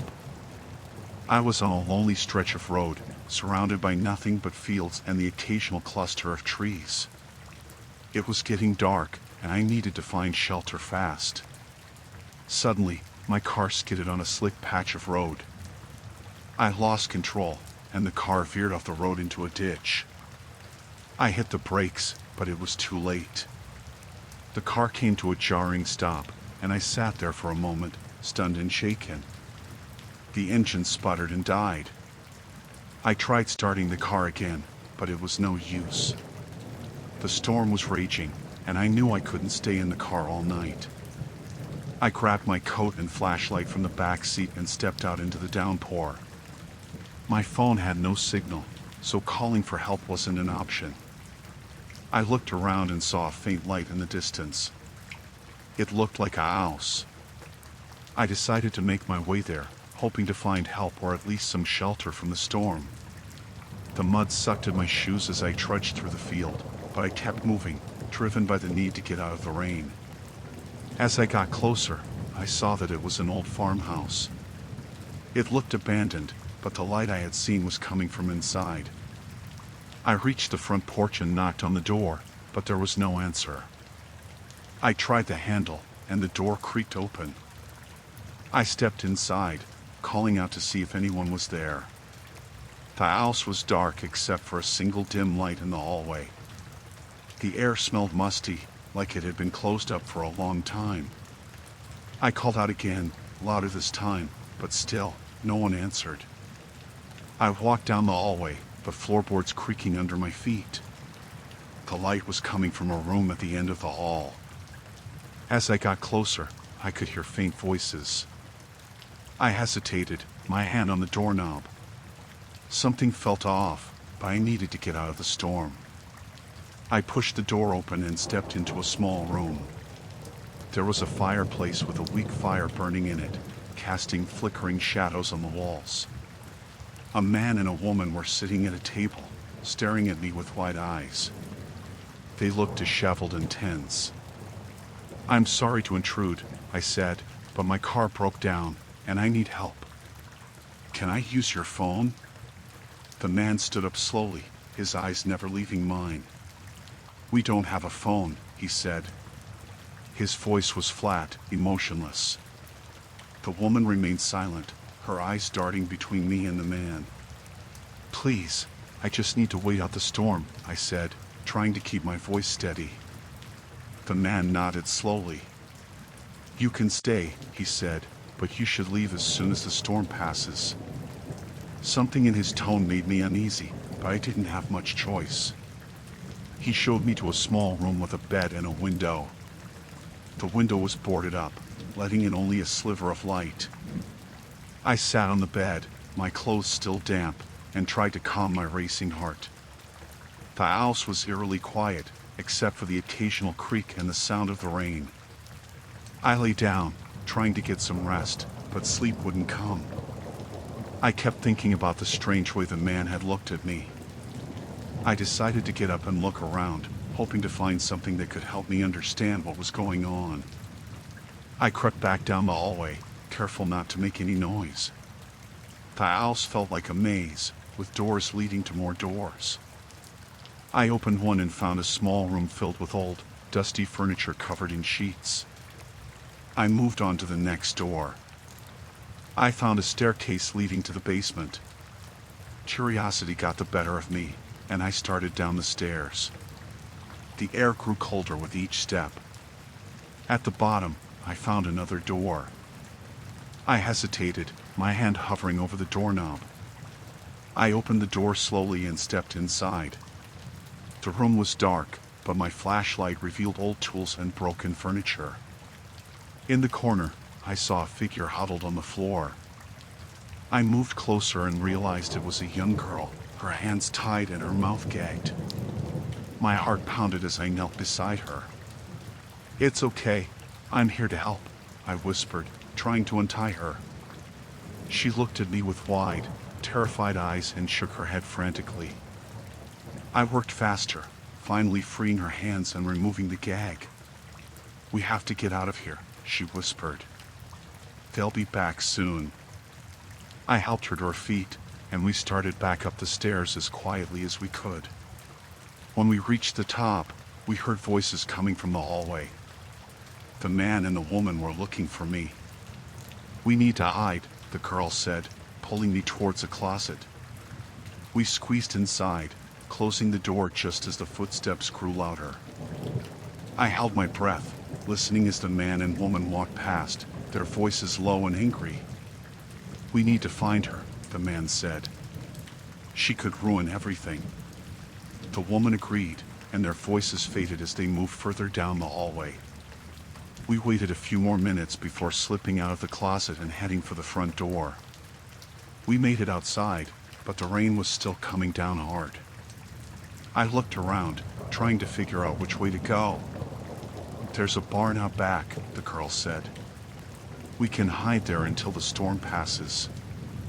I nodded, and we ran towards the barn, the mud sucking at our feet. Inside the barn, we found a corner to hide in. I wrapped my coat around the girl, trying to keep her warm. "Who are they?" I asked. She looked at me with fear in her eyes. "They kidnapped me weeks ago. I don't know why. They said they were waiting for something." We sat in silence, listening to the storm and hoping the couple wouldn't find us. Hours passed, and the rain finally started to let up. I knew we couldn't stay hidden forever. We needed to find a way to escape and get help. "I think we should make a run for it," I said. The girl nodded, her face pale but determined. We crept out of the barn and headed towards the road. I kept looking over my shoulder, expecting to see the man and woman coming after us. We reached the road and started walking, hoping to find someone who could help us. After what felt like hours, we saw headlights in the distance.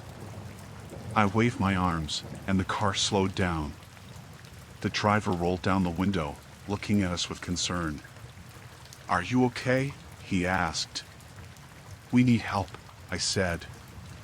"There are people back there who are dangerous. They've been holding this girl captive." The driver nodded and told us to get in. He drove us to the nearest town, where we called the police. The police went to the farmhouse and arrested the man and woman. They found evidence of other kidnappings, and it turned out the couple had been running a human trafficking operation. The girl was reunited with her family, and I was finally able to breathe a sigh of relief. The experience left me shaken, but I was grateful to have escaped and helped the girl.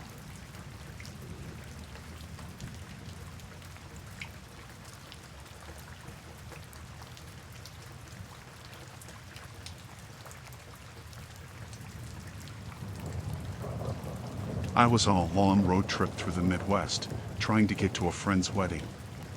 The drive was taking longer than I expected, so I decided to stop for the night at a small, isolated motel I found just off the highway. It looked run down, but I was too tired to care. I checked in with a guy at the front desk who barely looked at me. He handed me a key and told me my room was around the back. The room was what you'd expect for the price.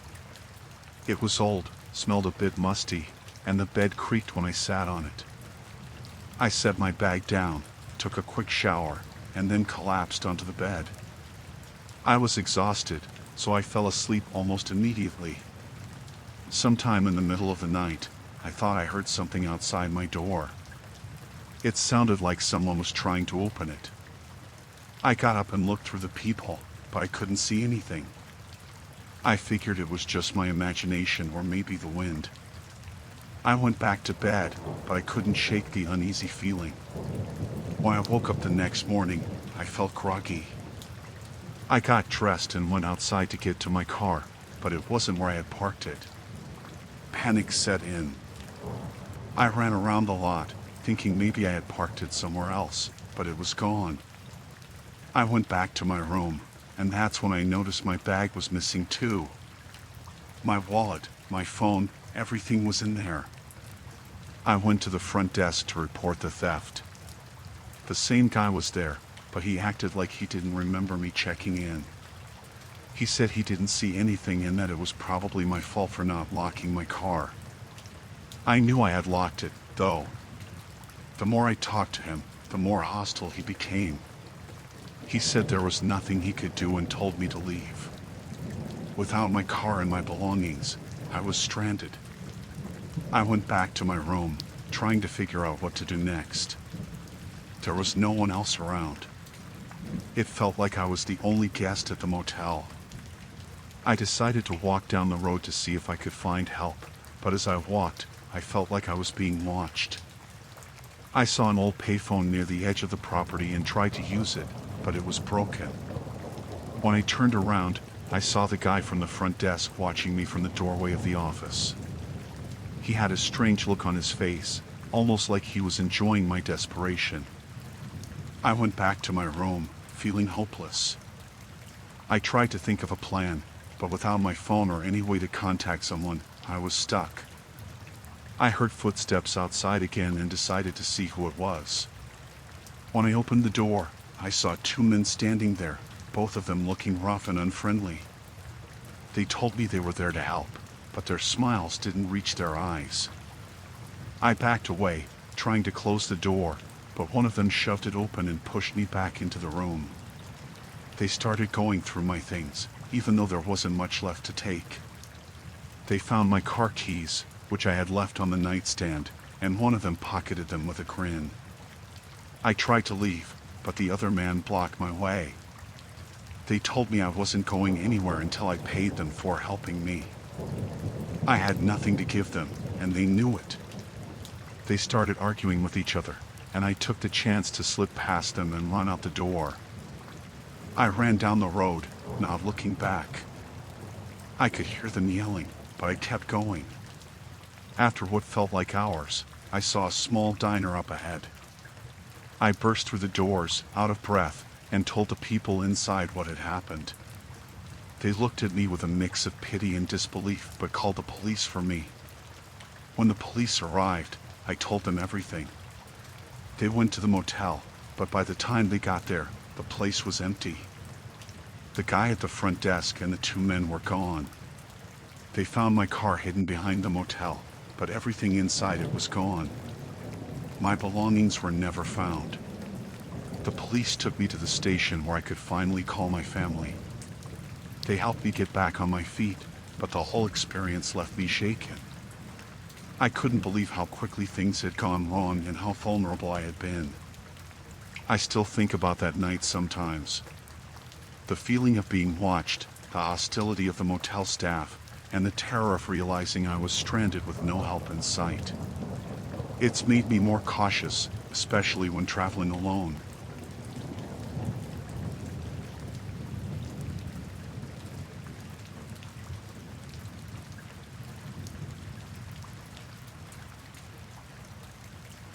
The woods of Washington State seemed like the perfect spot for some stealth camping. I parked my van in a secluded area, surrounded by towering trees and the sounds of nature. It was peaceful, serene even. But that tranquility didn't last long. As I settled in for the night, I heard footsteps approaching my van. At first, I thought it might be another camper passing by, but something about the sound seemed off. It was too deliberate, too purposeful. I peered out the window and saw a figure emerging from the darkness. It was a hiker, or at least that's what they appeared to be. They wore a backpack and hiking gear, and they had a friendly smile on their face. But something about their demeanor set off alarm bells in my mind. I rolled down the window and greeted them cautiously, trying to mask my growing unease. They seemed friendly enough, striking up a conversation and asking about my camping trip. But as they talked, I couldn't shake the feeling that something was wrong. Their questions became more probing, more invasive, and I began to feel like I was being interrogated. They seemed too interested in my plans, too curious about where I was headed next. And when I tried to politely end the conversation and retreat back into my van, they grew agitated. Their smile turned into a menacing grin, and they took a step closer, blocking my path back inside. I could see the glint of something sharp in their hand, a knife gleaming in the moonlight. My heart pounded in my chest as I realized the danger I was in. I tried to reason with them, to plead for mercy, but they just laughed in my face. They made it clear that they had violent intentions, that they saw me as nothing more than prey to be hunted. I knew I had to act fast if I wanted to survive. With a surge of adrenaline, I lunged for the door of my van, slamming it shut behind me and locking it tight. But the hiker wasn't done yet. They began to pound on the windows, shouting threats and obscenities. I frantically searched for my phone, hoping to call for help, but it was nowhere to be found. I was trapped, alone and defenseless, with no way to escape. The hikers' pounding grew louder and more frenzied, and I knew that they wouldn't stop until they had what they wanted. Desperate, I reached for anything I could use as a weapon, my hands closing around a heavy flashlight lying nearby. With trembling hands, I held it up as a makeshift defense, ready to fight for my life if necessary. But just as I prepared to defend myself, the pounding stopped. I held my breath, waiting for the hiker to make their next move. But instead of attacking, they simply turned and disappeared into the darkness, leaving me shaken but alive. I stayed locked inside my van until the first light of dawn, too afraid to venture back out into the woods.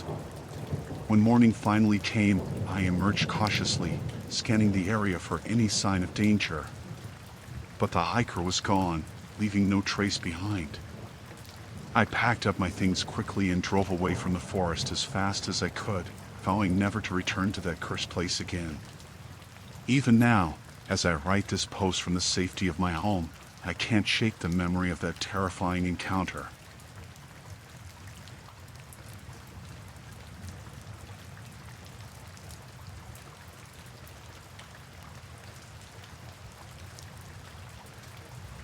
I was driving through the Canadian Rockies, enjoying the solitude and the breathtaking scenery. It was supposed to be a peaceful trip, just me and the open road. The mountains were covered in snow, and the trees looked like they were straight out of a postcard. The roads were mostly empty, which was perfect for clearing my mind. It was late afternoon when I saw him, a lone figure on the side of the road, thumb out. He was bundled up against the cold, looking desperate. I hesitated for a moment, but then I decided to stop. It was freezing, and I couldn't just leave him out there. I pulled over and rolled down my window. "Need a ride?" I asked. He nodded, looking relieved. "Yes, please. Thank you so much." I unlocked the passenger door, and he climbed in, bringing a blast of cold air with him. He was young, maybe in his late 20s, with a rugged look. His clothes were dirty and worn, like he'd been on the road for a while. "Where are you headed?" I asked as we started moving again. "Just up the road a bit," he said, his voice a little shaky. "Anywhere is fine, really. I just need to get out of the cold." We drove in silence for a while. He kept looking out the window, glancing back at the road behind us every few minutes. Something about his behavior put me on edge. I tried to shake off the feeling, telling myself I was just being paranoid.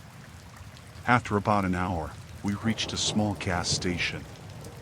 I needed to fill up, so I pulled in. As I got out to pump the gas, I noticed a police car parked at the edge of the lot. The officer inside was watching us.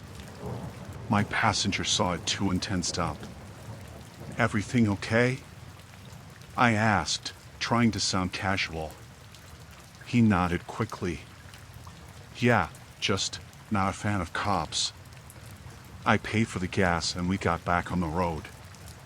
The sun was starting to set, casting long shadows across the snow. My passenger seemed more anxious now, fidgeting in his seat. I could feel the tension growing between us. Suddenly, he turned to me. "I need you to keep driving, no matter what. Don't stop for anything." "What's going on?" I asked, my heart starting to race. Just do it, he insisted, his voice rising. Please. I didn't know what to say, so I just nodded. A few minutes later, I saw the flashing lights of a police car in my rearview mirror. The officer was signaling for us to pull over. My passenger's face went pale. Drive, he shouted. Don't stop. Panic surged through me, but I didn't want any trouble with the law. I slowed down and pulled over to the side of the road. The police car stopped behind us, and the officer got out, hand on his gun. My passenger's hand shot out, grabbing my arm. No, he yelled. Go! In a split second, I made the decision to hit the gas. The car lurched forward, tires squealing on the icy road. The police car followed, lights and sirens blaring. My heart was pounding in my chest as I sped down the highway, the cop close behind. Why are they after you? I shouted over the noise. Just keep driving, he screamed back. The chase went on for what felt like forever. We weaved through the mountains, the police car never far behind. My passenger was shouting directions, telling me where to turn, trying to lose the cop. The roads were getting narrower, more treacherous. Finally, we hit a stretch of road that was barely more than a dirt path. The police car fell back, unable to keep up on the rough terrain. I kept driving, my knuckles white on the steering wheel. When I was sure we had lost him, I slowed down and pulled over. Now tell me what's going on, I demanded, turning to face him. He looked defeated, slumping in his seat. I'm wanted, he admitted. I escaped from a prison transport. They were taking me to a high-security facility. I couldn't let them lock me up for something I didn't do. I stared at him, trying to process what he was saying. You're a fugitive. He nodded. I didn't kill anyone. They framed me. I was trying to get to a friend's place. He has evidence that can clear my name. I didn't know if I could believe him, but something in his eyes made me want to trust him. I was in too deep now. I had to see this through. Where do we go from here? I asked, my voice trembling. Keep driving, he said. I'll tell you where to go. We drove through the night, the tension in the car thick enough to cut with a knife. I kept glancing in the mirrors, expecting to see the flashing lights of a police car any minute. But the road remained dark and empty. By morning, we reached a small cabin tucked away in the woods. My passenger directed me to pull up behind it, out of sight from the road. We got out, and he led me inside. The place was a mess, but it looked like someone had been living there. Wait here, he said.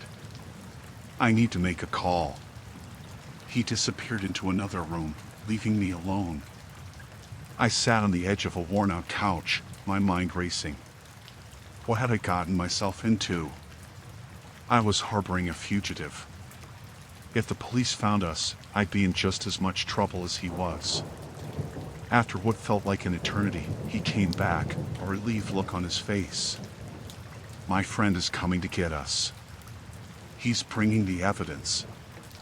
We just need to stay hidden until then. Hours passed. The sun was high in the sky when we heard the sound of a car approaching. My heart leaped into my throat. He peeked out the window and nodded. It's him. A man got out of the car, carrying a briefcase. He looked around nervously before hurrying to the door. My passenger let him in, and they embraced like old friends. You made it, the newcomer said. I've got everything we need. They opened the briefcase, revealing stacks of papers and a laptop. They started going through the documents, talking in hushed tones. I watched, feeling like an outsider in my own nightmare. Finally, they turned to me. We're going to send this to the media, my passenger said. Once it's out there, they can't ignore the truth. We need your help." I agreed, not knowing what else to do. They worked quickly, scanning documents and sending emails. The sun was setting again by the time they were finished. "We have to move," the friend said. "It won't be long before they find us here." We packed up and got back in the car. My passenger sat beside me, the friend in the back. We drove in silence, the weight of what we were doing pressing down on us. We reached a small town just as night fell, finding a cheap motel to hide out in. The next few days were a blur. The story broke, and it was everywhere. The evidence proved my passenger's innocence. The police were looking for us, but now they were on our side. We were heroes, but I felt like I had barely survived a nightmare. When it was over, and he was cleared, he thanked me. "You saved my life," he said. I didn't know what to say. I just nodded, feeling a strange mix of relief and exhaustion. I had done what I thought was right, and in the end, it had all worked out. But I knew I would never forget those terrifying days on the run, and the man who had dragged me into his desperate fight for freedom.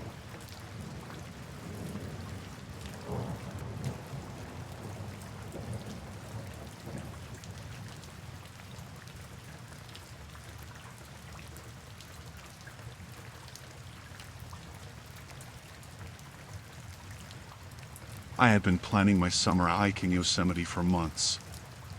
I needed a break from the city and thought a solo adventure would be the perfect escape. I started early in the morning. The sun was barely up, and the air was still cool. The park was beautiful, everything I had hoped for. I took my time, snapping pictures and enjoying the tranquility. It was a perfect day. Around midday, I was taking a break near a small stream when I heard voices approaching. 3 people emerged from the trail, a man and 2 women. They looked friendly enough, all smiles and relaxed postures. We chatted for a bit. They said they were also hiking and had been coming to Yosemite for years.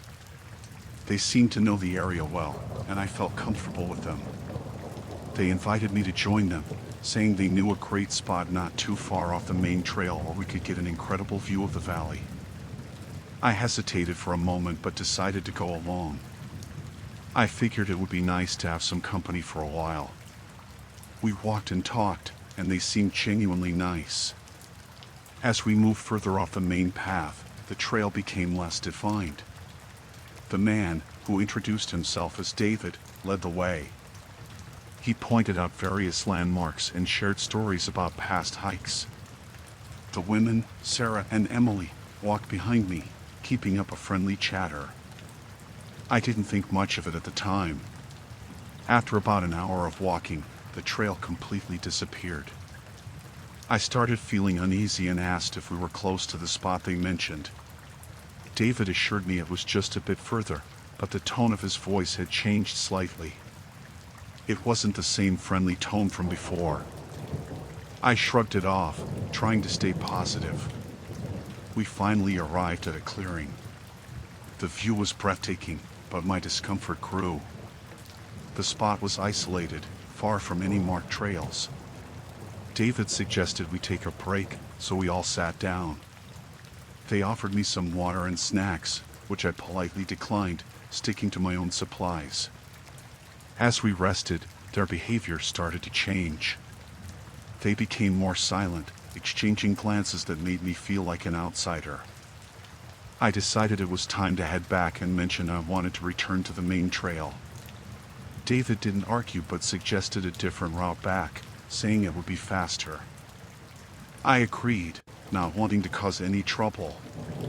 We started walking again, but this new path felt wrong. It was steep and rugged, clearly not a frequently used trail. I asked if they were sure about the direction, and David snapped, saying he knew where he was going. His sudden anger caught me off guard, and I felt a chill run down my spine. I realized then how isolated we were. No one would hear me if I screamed. My heart pounded as I weighed my options. I decided to play along for the moment, hoping to find a chance to slip away. Sarah and Emily were walking closer to me now, too close for comfort. Their friendly facade was gone. After another half hour, I saw a chance. We reached a narrow section of the path with dense trees on either side. I pretended to tie my shoe, slowing down enough to let them get a bit ahead. Then, without warning, I bolted into the trees, running as fast as I could. I heard them shouting behind me, but I didn't look back. The terrain was rough, branches scratching my arms and face. I kept running, adrenaline pushing me forward. After what felt like an eternity, I stumbled onto a familiar trail. Relief washed over me, but I didn't stop. I kept going until I reached a group of hikers. Breathless and terrified, I explained what had happened. They stayed with me, guiding me back to the main area of the park where I reported the incident to the rangers. I gave a detailed description of the trio, but I never saw them again.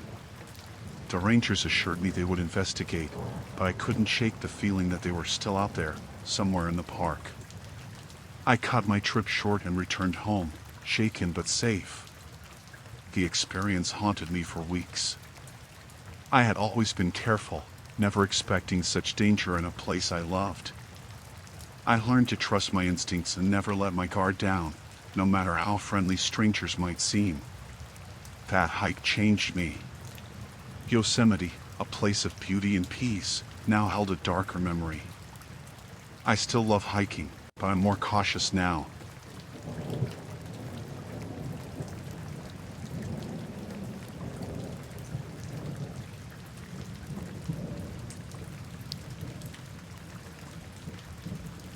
We were on a cross-country trip, just me and my friend Mark. We had been driving for hours, and our stomachs were growling. We saw a sign for a diner in a small town, so we decided to stop and grab a bite. It was one of those classic, old-fashioned diners with a neon sign and a few cars parked outside. We went in and sat at a booth near the back. The place was mostly empty, just a couple of locals at the counter and an older waitress who looked like she had been working there forever. We ordered burgers and coffee and settled in, enjoying the break from the road. As we waited for our food, we couldn't help but overhear a conversation coming from the booth behind us. At first, it was just a low murmur, but then it got louder. Two men were talking, and what they were saying sent a chill down my spine. "They won't find the bodies for weeks," one of them said. We made sure of that. Mark and I exchanged glances. We tried to keep our faces neutral, but I could see the worry in his eyes. The other man replied, "We need to be careful. If anyone saw us, we're done for." I felt a knot tighten in my stomach. We hadn't seen anyone when we came in, but now I was nervous. The waitress brought our food, and we tried to act normal, but I couldn't stop thinking about what we had heard. I glanced over my shoulder and caught a glimpse of the men. They looked rough, like they were used to trouble.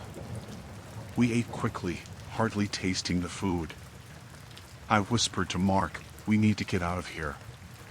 He nodded, and we paid the bill and left a tip on the table. As we got up to leave, I noticed the men watching us. They had stopped talking and were now just staring. We walked out of the diner, trying to act casual, but as soon as we were outside, we hurried to the car. I fumbled with the keys, my hands shaking. Mark kept glancing back at the diner. "Hurry up," he urged. I finally got the door open, and we jumped in. I started the engine and pulled out of the parking lot, my heart pounding. We drove back to the main road, but I noticed in the rearview mirror that a truck had pulled out of the diner right after us. It was them.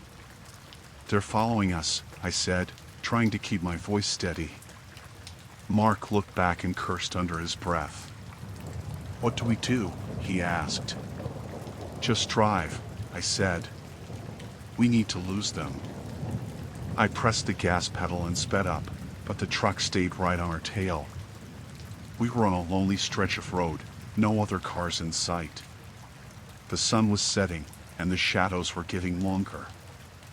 I tried to think of a plan, but my mind was racing. "We need to find somewhere to hide," Mark said. "We can't outrun them." I scanned the sides of the road, looking for anything that might help us. Up ahead, I saw a dirt road leading off into the woods. "Hold on," I said, and turned sharply onto the dirt road. The car bounced and jolted as we sped down the rough path. The truck followed, its headlights bouncing in the rearview mirror. The road twisted and turned, and I tried to stay ahead, but they were getting closer. I saw a clearing up ahead and turned into it, slamming on the brakes. We jumped out of the car and ran into the woods. Branches slapped at my face and arms as we ran, but I didn't stop. I could hear the men shouting behind us, their footsteps crashing through the underbrush. My heart was pounding, and my breath was ragged. I had no idea where we were going, just that we had to keep moving. We stumbled into a small ravine and slid down the side, landing hard at the bottom.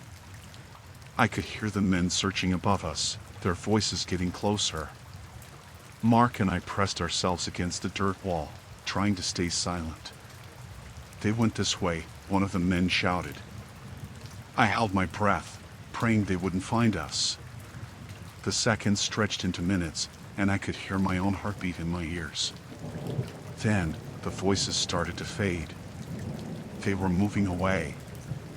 We stayed still, hardly daring to breathe, until we were sure they were gone. Finally, I whispered, "We need to keep moving."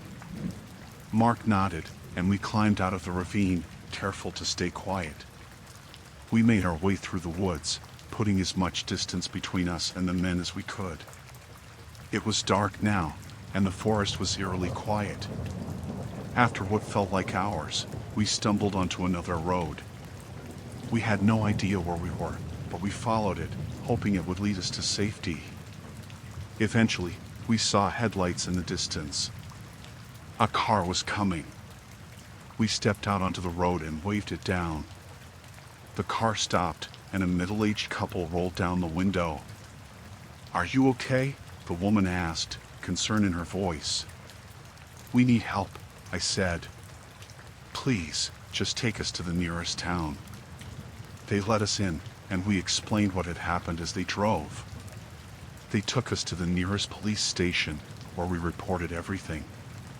The police took our statement and said they would investigate, but I didn't have much hope they would find the men. We were exhausted, but grateful to be safe. The couple who had picked us up offered to drive us to a nearby motel, and we accepted. As we settled into the motel room, I couldn't shake the fear that still clung to me. We tried to get some sleep, but every noise outside made me jump. I kept thinking about what those men had said in the diner, and how close we had come to being their next victims. It was a long night, but eventually, exhaustion took over, and I drifted off. The next morning, we decided to cut our trip short and head home. We were both shaken by what had happened, and just wanted to put as much distance as possible between us and that town. As we drove, we stayed vigilant, watching for any sign of the truck. It took a while, but we finally started to feel a bit safer. We knew we had been lucky to get away.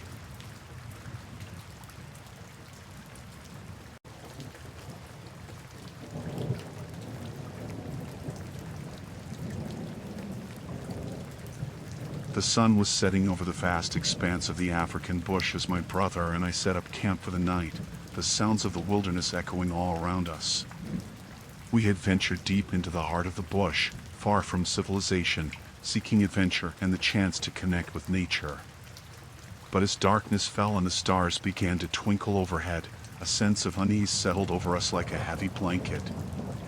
The bush was alive with the sounds of nocturnal creatures, their calls and cries echoing through the night, but there was something else out there, something darker and more sinister lurking in the shadows.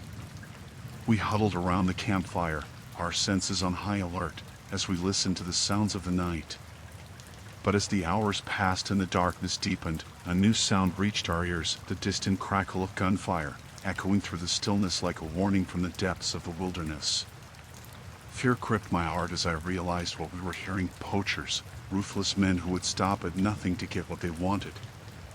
We had stumbled upon their illegal activities, and now our lives were in grave danger. My brother and I exchanged a silent glance, our eyes wide with fear, as we realized the gravity of our situation. We were alone in the African bush, with no one to turn to for help, and the poachers were closing in on us with each passing moment. We knew we had to act fast if we were to have any hope of surviving the night. With trembling hands, we doused the campfire and gathered our belongings, moving quickly and quietly through the darkness, trying to put as much distance between ourselves and the poachers as possible. But no matter how fast we ran, the sound of gunfire grew louder and more menacing with each passing moment, drawing ever closer to our hiding place in the heart of the bush.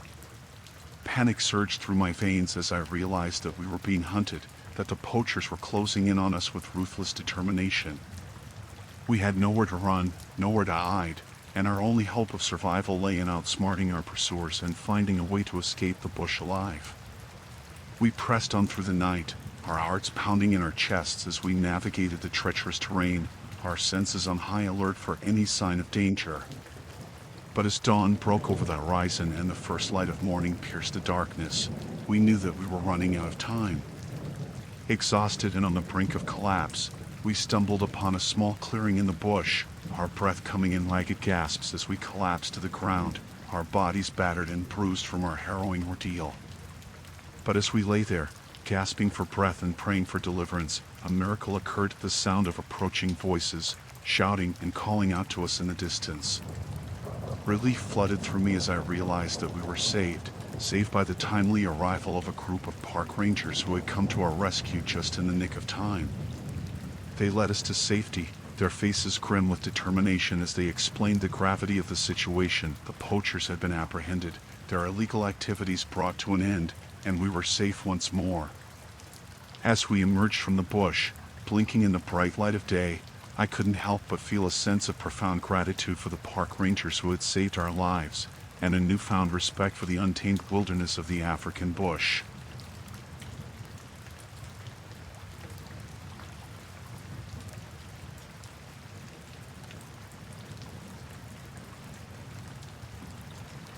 I worked the graveyard shift at this 24-hour convenience store. It's not the most glamorous job, but it pays the bills. One night, things got real weird. There was this car parked outside for hours, just sitting there with the engine running. I thought maybe they were waiting for someone, so I didn't think much of it at first. Hours went by, and the car was still there. I started to get a little uneasy. Who just sits in their car for that long? Around 3 a.m., the driver finally came inside. He was a tall guy, looked to be in his 30s, with wild eyes and a jittery demeanor. He walked up to the counter and started pacing back and forth, muttering to himself. I tried to act normal, but I could feel the tension in the air. He kept glancing over his shoulder like he was expecting someone to come after him. I asked if he needed help with anything, but he just shook his head and kept pacing. I could see the bulge of something in his jacket pocket, and my heart started racing. Was he armed? I didn't want to jump to conclusions, but I couldn't shake the feeling that something wasn't right. He finally stopped pacing and stared at me with those wild eyes. "You ever feel like you're being watched?" he asked, his voice low and intense. I didn't know what to say. I just nodded, trying to play it cool. He started rambling about how he was being followed, how he needed to lay low for a while. I tried to calm him down, but he was on edge, like he was ready to bolt at any moment. I didn't want to escalate the situation, so I just listened, hoping he would leave soon. But he didn't leave. He stayed for what felt like hours, pacing and muttering to himself. I kept an eye on him, ready to hit the panic button under the counter if things got out of hand. Eventually, he seemed to calm down a bit and wandered off to the back of the store. I took the opportunity to grab my phone and discreetly call the police. I explained the situation to them, and they said they would send someone over as soon as they could. I felt a little better knowing help was on the way, but I was still on edge. I kept watching the guy out of the corner of my eye as he wandered around the store, picking up random items and putting them back down. He seemed restless, like he couldn't sit still for more than a few seconds. Suddenly, he froze, his eyes widening in fear. He turned to me, his face pale. "They found me," he whispered, his voice trembling. "I have to get out of here." Before I could react, he bolted for the door and disappeared into the night. I stood there, stunned, not sure what to do. I wanted to follow him, make sure he was okay, but I knew it was too dangerous. I waited anxiously for the police to arrive, hoping they would catch up with him and make sure he was safe. When they finally got there, I told them everything that had happened. They searched the area but didn't find any sign of the guy. They said they would keep an eye out for him and let me know if they found anything. I spent the rest of the night on edge, jumping at every little sound. I couldn't shake the feeling that something bad was going to happen. But when the sun finally came up and my shift ended, I was relieved to make it out of there in one piece. I don't know what happened to that guy, but I hope he's okay. Working the graveyard shift, you see all kinds of strange things, but that night was something else entirely. It's a reminder that you never know what might happen when you're working alone in the middle of the night.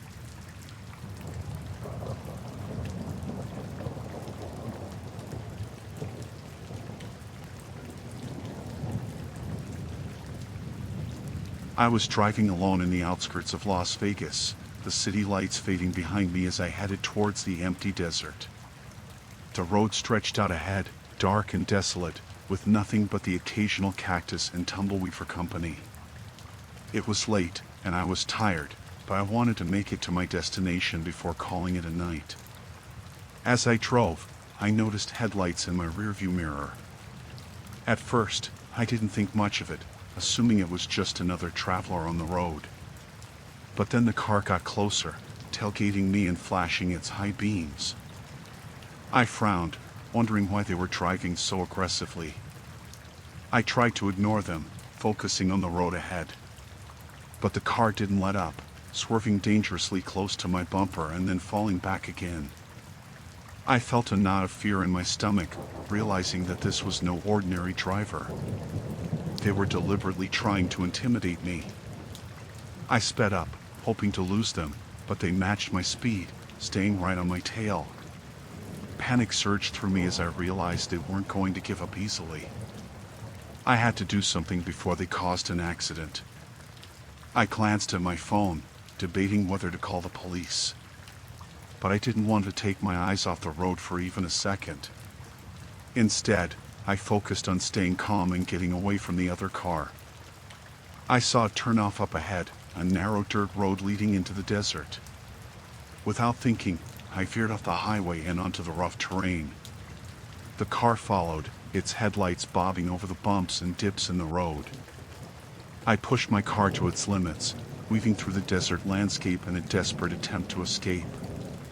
But no matter how fast I drove or how many twists and turns I made, the other car stayed right behind me, like a shadow that wouldn't let go. I glanced in my rearview mirror and saw the driver's face, illuminated by the glow of the dashboard lights. They were wearing a ski mask, their eyes fixed on me with a chilling intensity. My blood ran cold as I realized they weren't just trying to scare me, they meant to do me harm. I felt a surge of adrenaline as I realized I was in a fight for my life. I had to outsmart my pursuer and find a way to get help. But out here in the middle of nowhere, with no one around for miles, that seemed like an impossible task. I spotted a cluster of rocks up ahead, a potential hiding spot where I could make a stand.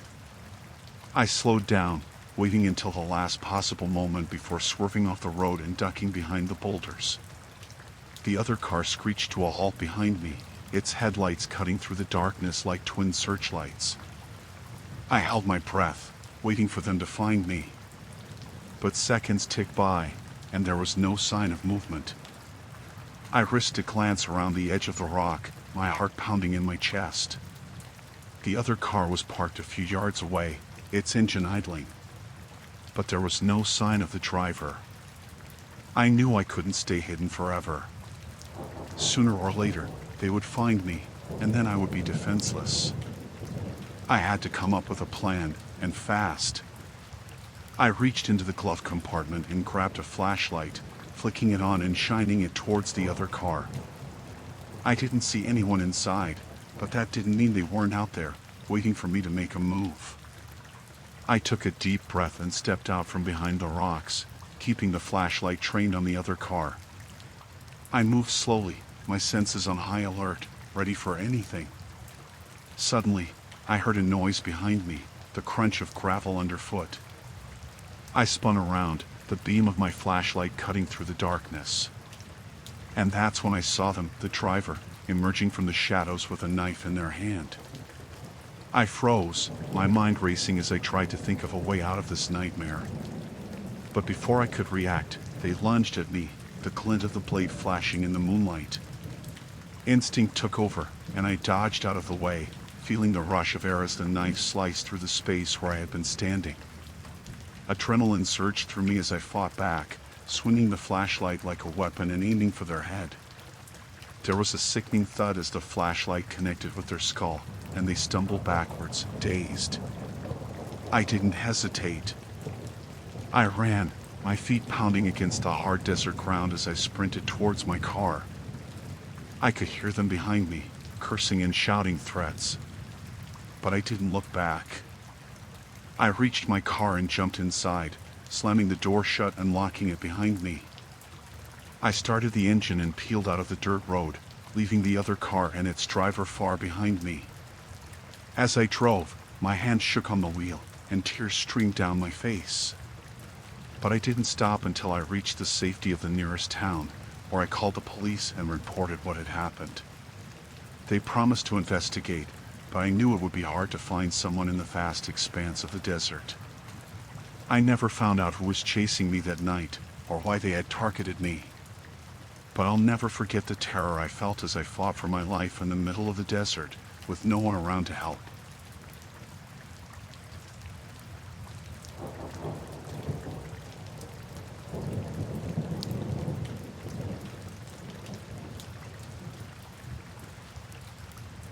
I was staying at a small, cheap hostel in Bangkok, trying to make my trip to Thailand as budget-friendly as possible.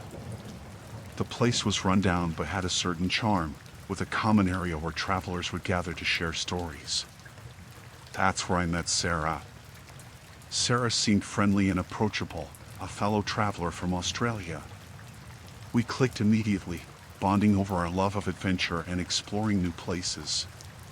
She had been traveling through Southeast Asia for a few months and had lots of tips and recommendations.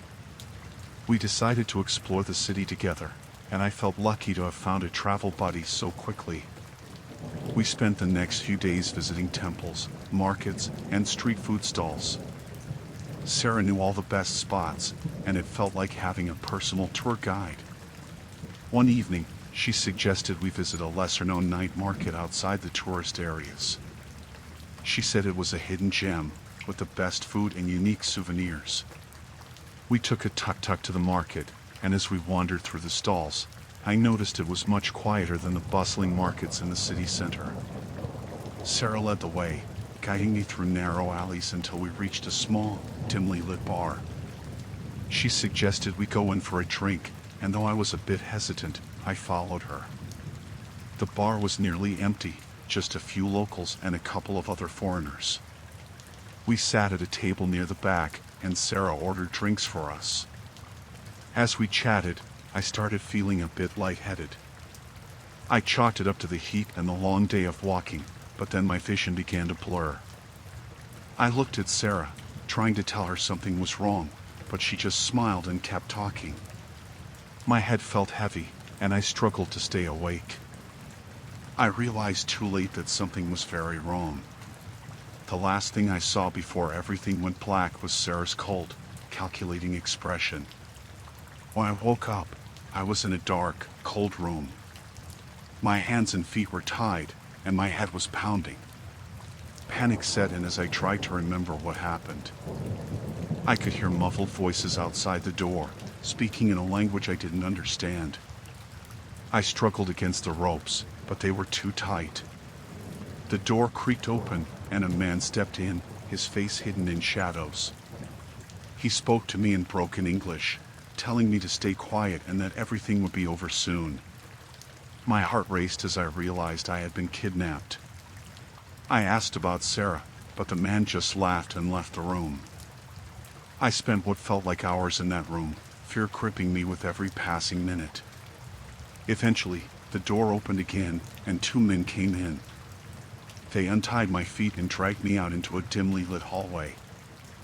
I was too weak to fight back, my body still recovering from whatever they had drugged me with. They led me into a larger room that looked like an old, abandoned medical facility. My stomach churned as I saw surgical equipment and bloodstains on the floor. I realized with horror that they were planning to harvest my organs. Desperation gave me a surge of strength. I struggled and screamed, trying to break free. One of the men punched me in the stomach, and I doubled over in pain. They strapped me to a table, and I felt tears streaming down my face. I couldn't believe this was happening. Just as they were preparing to sedate me again, I heard a commotion outside. Shouts and banging echoed through the building.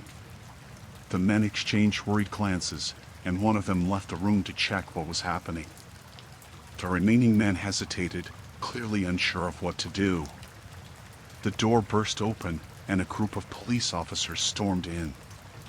The man beside me tried to run, but he was quickly subdued. The officers untied me and helped me off the table, speaking calmly and reassuringly. They told me I was safe now, and that they had been tracking this organ trafficking ring for months. I was taken to a hospital, where I was treated for my injuries and monitored for any lasting effects of the drugs. The police explained that they had been tipped off by another traveler who had a close call with Sarah but managed to escape. They had been following her and finally found the hideout. Sarah and the men were arrested, and I was able to return home safely. The experience left me traumatized, and I struggled with nightmares for a long time. But I was grateful to be alive and determined to be more cautious in the future.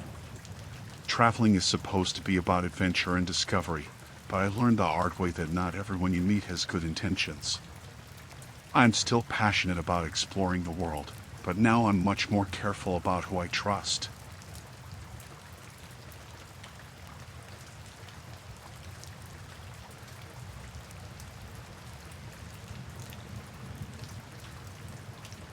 I parked my van in a remote spot in the backwoods of Louisiana, hoping for a quiet night. The area was thick with trees and underbrush, and the nearest town was miles away. I was on a break from work, looking to enjoy some solitude. The forest was dense and silent, with only the occasional rustle of leaves breaking the stillness. After setting up camp, I cooked a simple dinner on my portable stove and settled in for the evening.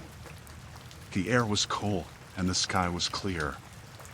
As darkness fell, I locked the doors of my van, feeling secure in my isolation. I read for a while, the silence of the forest wrapping around me like a blanket. It must have been close to midnight when I first heard the sound. It was a distant, muffled noise, like something heavy moving through the trees. I dismissed it as an animal, but my nerves were on edge. I continued reading, but the noise grew louder, closer. I turned off my light and listened, my heart pounding. Voices, low and rough, carried on the wind. They were getting nearer. I peered out the small window, straining to see through the darkness. Figures moved in the shadows, carrying rifles. My blood ran cold. Poachers, I thought, hoping they wouldn't notice me. Suddenly, a flashlight beam cut through the darkness, sweeping over the trees and landing on my van. Panic surged through me. I ducked down, hoping they hadn't seen me. The voices grew louder, and I could make out words now. Over here. Looks like a camp. My breath caught in my throat. I heard footsteps approaching, crunching on the gravel. I had to do something. Grabbing my keys, I considered driving away, but the fear of making noise and drawing attention stopped me. Check it out. Maybe it's a game warden, one of the men said, his voice closer now. I realized with horror they thought I was there to bust them. The door handle rattled, and I held my breath. Locked, one of them grunted. We need to find out who's inside. I had to act fast. I quietly climbed into the driver's seat, keys in hand, and turned the ignition. The engine roared to life, and I slammed it into reverse, backing away from the men. Shouts erupted as they realized I was escaping. Gunshots rang out, and a bullet shattered the rear window. I floored the gas, heart pounding, as I sped down the dirt road. The van bounced and jolted over the uneven terrain, but I didn't dare slow down. In the rearview mirror, I saw headlights. They were following me. I took a sharp turn, hoping to lose them in the maze of back roads. The van skidded, tires struggling for grip, but I managed to stay on the road. The headlights were still there, getting closer. Panic threatened to overwhelm me, but I forced myself to focus. I remembered a narrow trail I had passed earlier, barely wide enough for the van. I swerved onto it, branches scraping the sides, and the headlights behind me swerved too. They were relentless. The trail twisted and turned, and I fought to keep control. Suddenly, the trees opened up, and I found myself on the edge of a steep hill. I slammed on the brakes, skidding to a stop. The truck behind me wasn't as lucky. It barreled out of the trees and crashed into the side of my van, sending us both over the edge. The world spun as we tumbled down the hill. The van rolled, glass shattering and metal crunching. I was thrown around, every impact sending pain through my body. Finally, we came to a stop at the bottom. The silence was deafening. Dazed, I crawled out of the wreckage. My body ached, but I could move. I had to get away before they found me. I stumbled through the trees, trying to put as much distance between myself and the crash as possible. Voices echoed in the distance, angry and frantic. They were searching for me. I kept moving, ignoring the pain and exhaustion. The forest was a maze, but I hoped to find a road or some sign of civilization. Hours passed. The night seemed endless, and I was losing hope. Then, in the faint light of dawn, I saw a cabin. It looked abandoned, but it was shelter. I forced myself to the door and found it unlocked. Inside, it was dark and musty, but safe. I collapsed on the floor, too exhausted to move. I listened for any sounds of pursuit, but heard nothing. I had made it. I was safe, for now. When the sun rose, I ventured out, cautious and wary. I needed to find help. After hours of walking, I stumbled upon a road and flagged down a passing car. The driver took one look at me and called the police. It took a while to explain what happened, but they eventually believed me.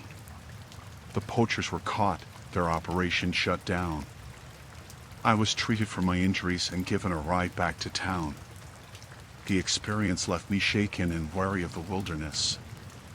I still love the solitude and beauty of nature, but I'm more cautious now.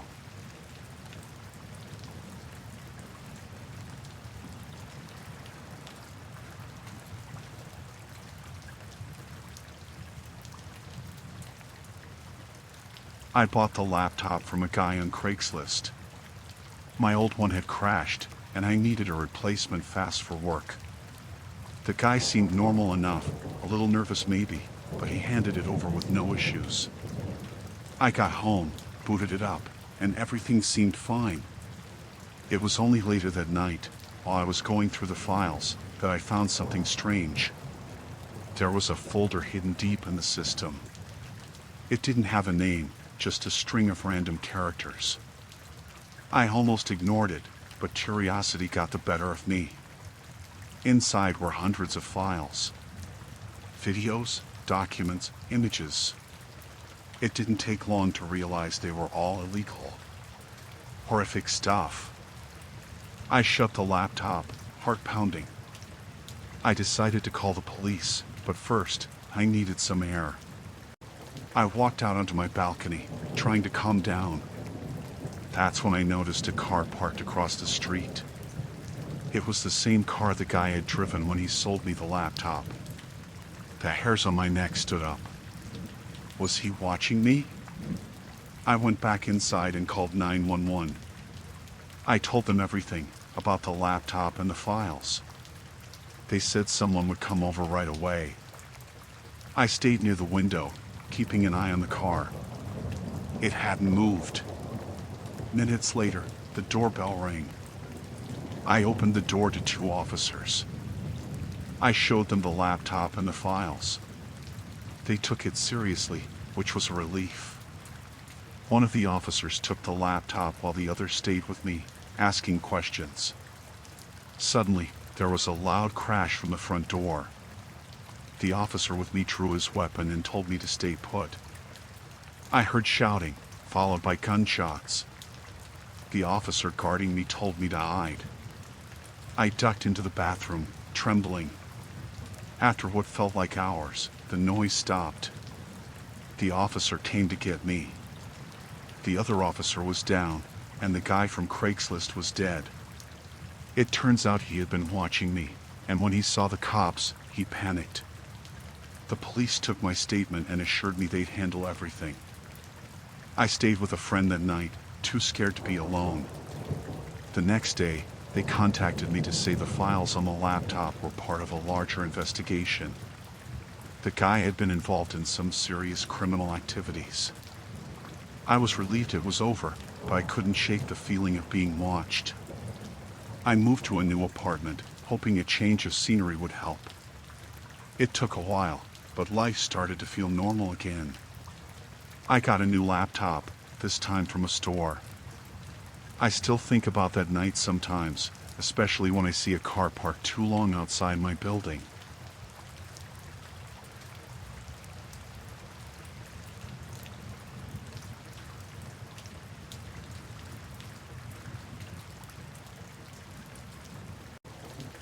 I was driving through New Mexico on my way to visit family, and it was getting late.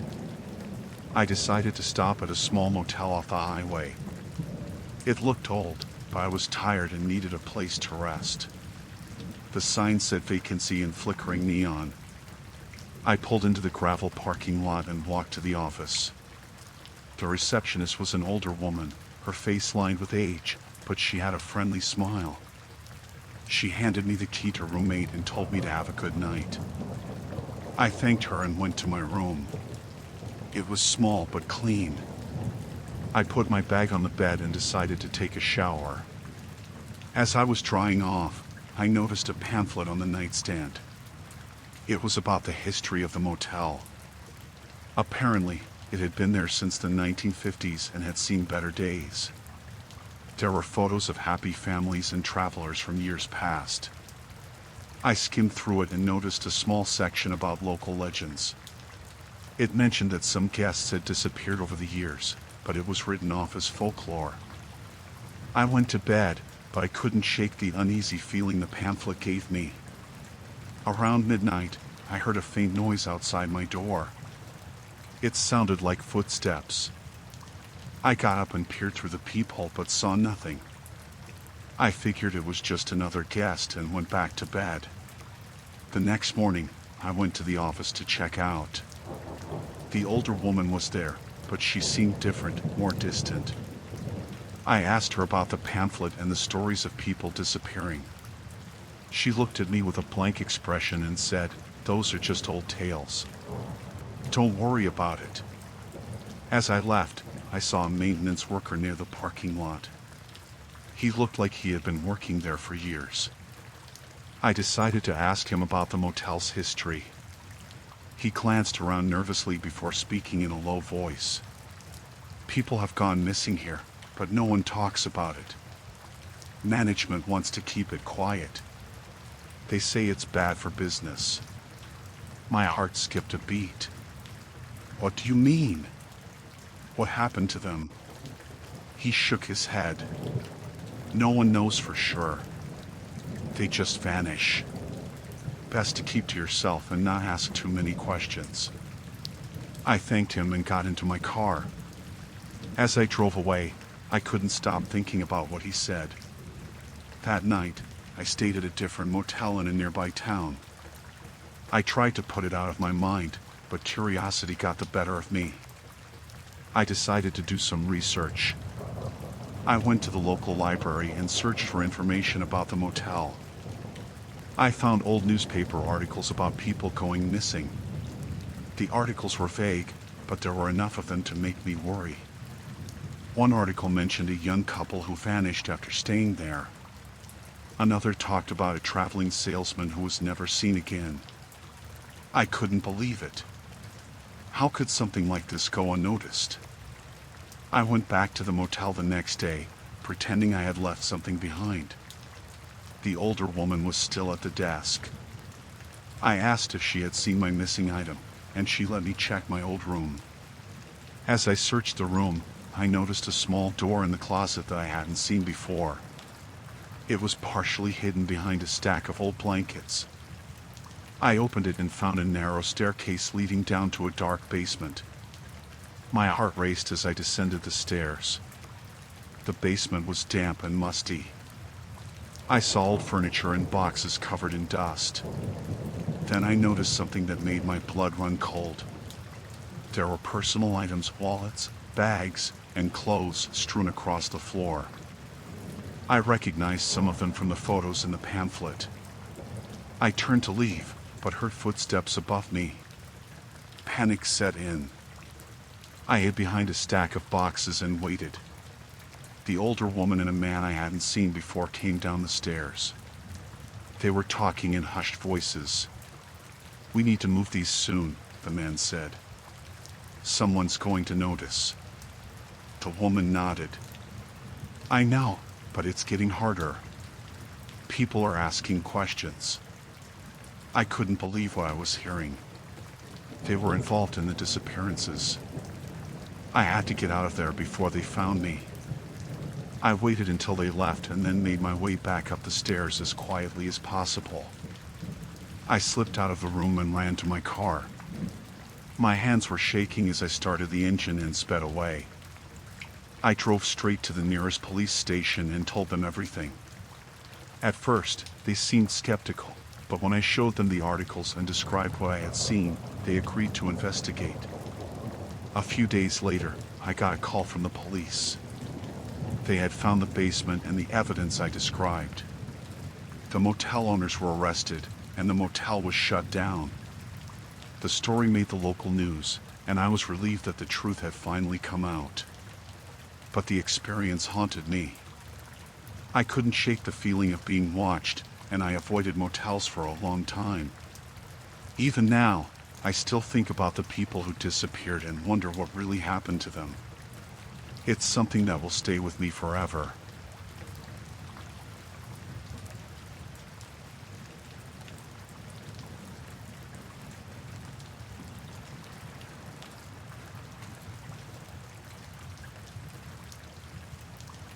We've been planning the camping trip for months. Me, Josh, Emily, and Sarah. The Catskills sounded perfect, peaceful, and away from everything. We loaded up the car and set off early Friday morning, excited for a weekend of hiking and campfires. The drive was long but beautiful, winding roads through dense forests.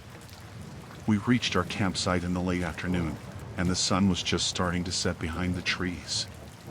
Setting up camp was fun. Josh struggled with the tent while Emily and Sarah laughed and tried to help. I started a fire, and soon we had everything ready. As the sky darkened, we sat around the fire, roasting marshmallows and telling stories. It felt great to be out there, away from the noise of the city. Around midnight, we heard a rustling in the bushes. We all froze, staring into the darkness. Josh grabbed a flashlight and shone it towards the noise.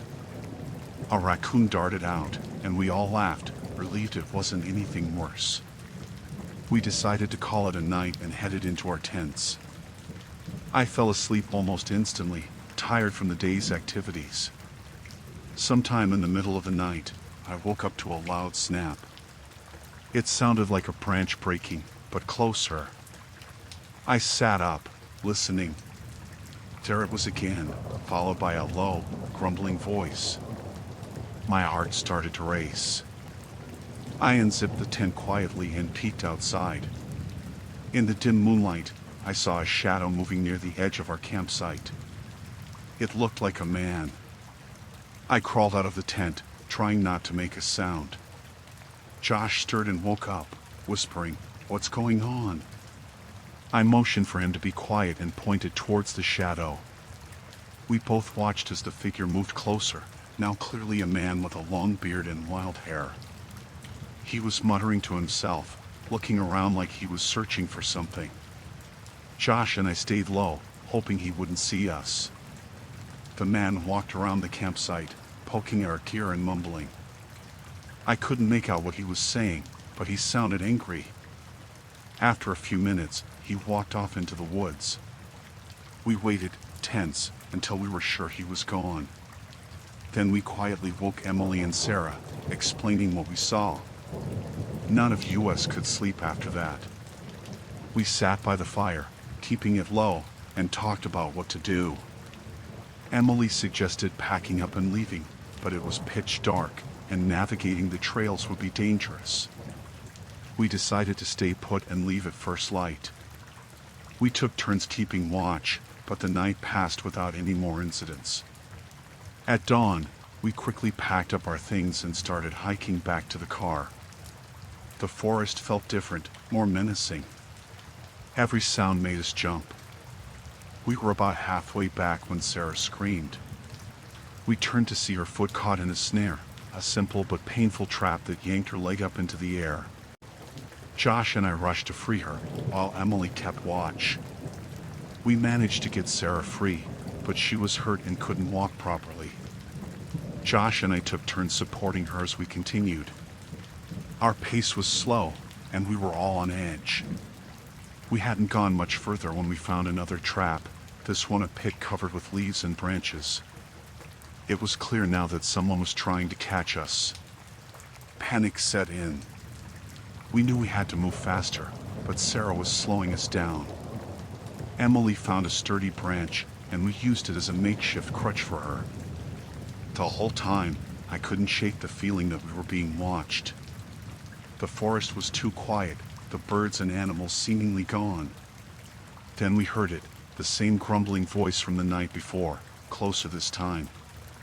We ducked behind a large rock, peering out to see the bearded man again. He was walking along the trail, inspecting his traps. He looked furious, kicking at the dirt and shouting to himself. We waited until he moved past us before continuing. Our progress was slow, and every step felt like a gamble. We were constantly scanning for more traps and listening for the man. After what felt like hours, we finally reached the edge of the forest and saw the car. Relief washed over us, but it was short-lived. The man was there, standing by the car, his eyes wild and angry. We froze, unsure of what to do. He saw us and started shouting, accusing us of trying to steal from him. Josh tried to reason with him, but the man wasn't listening. He pulled out a knife and started towards us. We backed away, trying to think of a way out. Just then, a ranger's truck appeared on the road. The man hesitated, giving us a chance to run. The ranger saw what was happening and stopped, jumping out of his truck with his hand on his gun. He shouted for the man to drop the knife. The man looked at us, then back at the ranger, before finally dropping the knife and raising his hands. The ranger called for backup and took the man into custody. We explained what had happened, and he assured us we were safe now.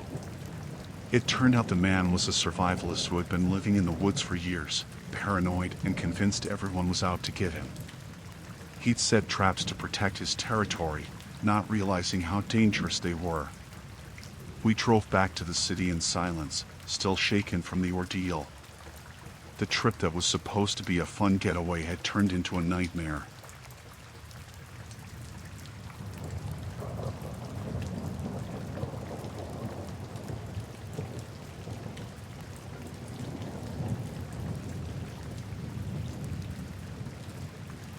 I was babysitting for the Buckinghams one Friday night.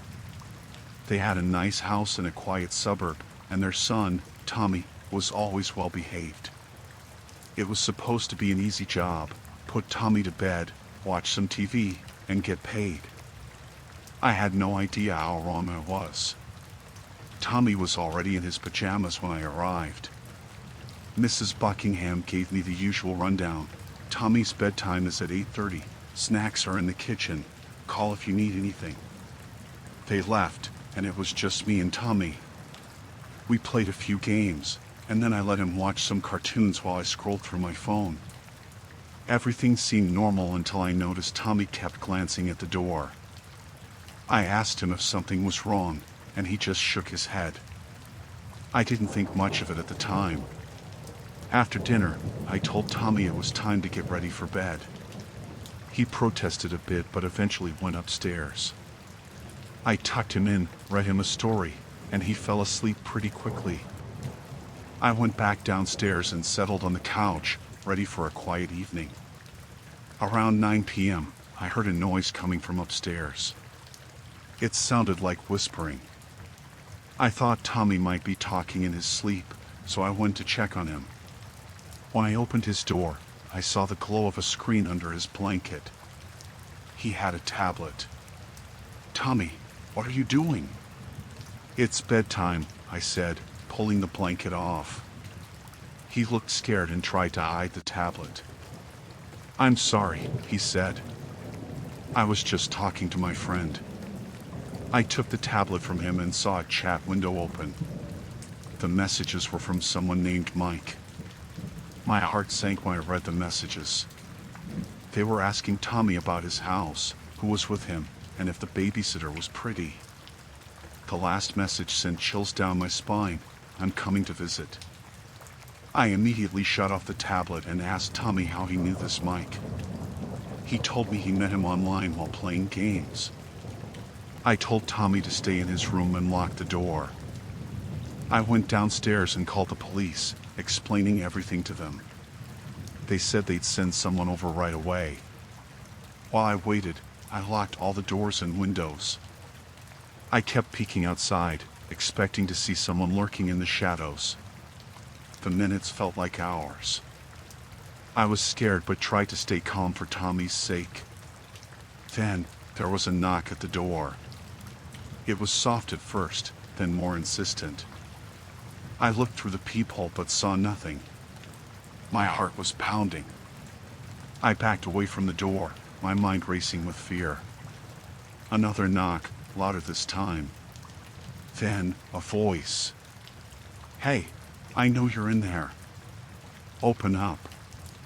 It was a man's voice, deep and threatening. I grabbed a kitchen knife and hid behind the couch, praying the police would arrive soon. The knocking turned into banging. "Open the door, or I'll break it down," the voice yelled. I could hear the doorknob rattling, and the door creaking under the pressure. I clutched the knife tighter, my hands shaking. Just when I thought the door would give in, I heard sirens in the distance. The banging stopped, and I peeked out from behind the couch. The man was gone. The police arrived a few moments later, and I ran to open the door for them. I told the officers everything. They checked the house and the surroundings but didn't find anyone. They took the tablet as evidence and assured me they would investigate. I called the Buckinghams and explained what happened. They rushed home, terrified and grateful that Tommy and I were safe. That night, I couldn't sleep. Every little noise made me jump. I kept thinking about how easily it could have gone differently. The police never caught the guy, but they did trace the messages back to a known predator. The Buckinghams were more careful with Tommy's online activities after that, and I decided to stick to babysitting during the day. The experience left me shaken. I still babysit, but I'm much more cautious now. I always keep an eye on what the kids are doing online and make sure all the doors are locked.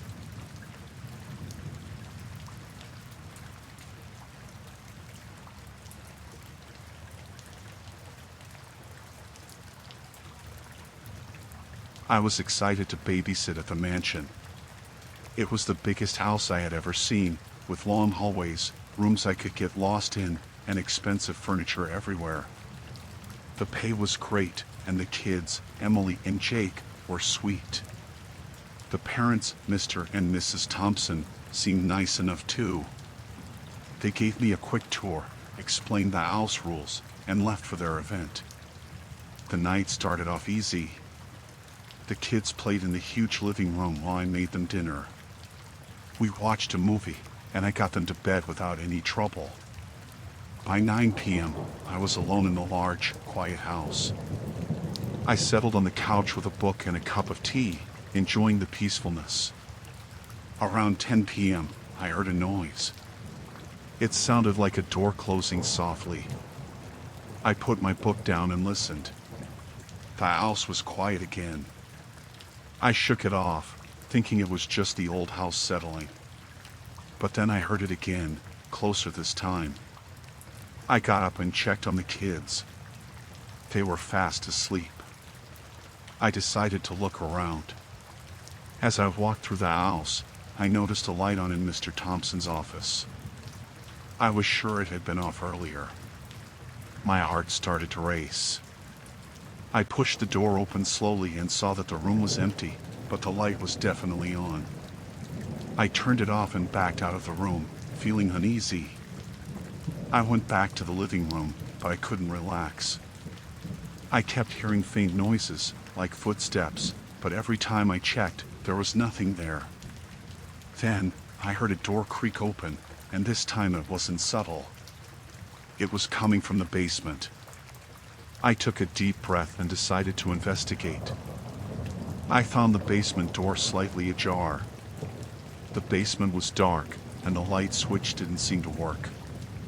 I grabbed a flashlight from the kitchen and headed down the stairs. The beam of light cut through the darkness, revealing shelves of storage boxes and old furniture. I scanned the room and saw nothing unusual until I reached the back corner. There, I found a door slightly open. I pushed it wider with a trembling hand. Inside the small room, I found a desk covered in papers and files. There was a safe, its door slightly open. I glanced through the papers and realized they were financial documents, names, and numbers that didn't make much sense to me. But one word stood out: laundering. My stomach dropped. The Thompsons were involved in something illegal. I heard a noise upstairs and quickly turned off the flashlight. Footsteps echoed through the house. I stayed still, listening.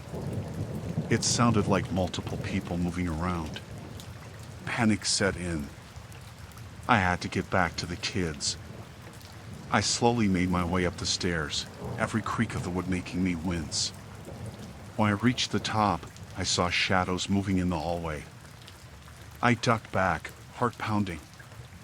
I needed to get to the kids without being seen. I crept along the walls, staying in the shadows, and made it to the kids' room. I woke them quietly, telling them we needed to hide. Emily and Jake were scared but did as I said. We hid in their closet, surrounded by toys and clothes. I heard voices outside the door, men talking in hushed tones. They were looking for something. I held my breath, praying they wouldn't check the closet. The door creaked open, and I heard footsteps entering the room. I could see their shadows through the crack in the closet door. "Check the office again," one of the men said. They must have hidden it somewhere. They left the room, and I let out a silent sigh of relief. We needed to get out of the house. I led the kids out of the closet and towards the back door. The house was a maze, and it was hard to avoid the men. We made it to the kitchen, and I grabbed the phone to call the police, but the line was dead. They must have cut it. I led the kids to the back door, but just as I opened it, one of the men spotted us. "Hey!" he shouted. We ran into the yard, my heart racing. I heard him chasing us, his footsteps getting closer. We made it to the edge of the property, where there was a small gate leading to the neighbor's yard. We squeezed through the gate and ran to the neighbor's house. I pounded on the door, praying someone would answer. Lights came on inside, and an elderly woman opened the door. "Please, help us," I gasped. "Call the police." She quickly ushered us in and locked the door. She called the police while I tried to calm the kids down. We could hear the men outside, but they didn't try to follow us into the neighbor's house.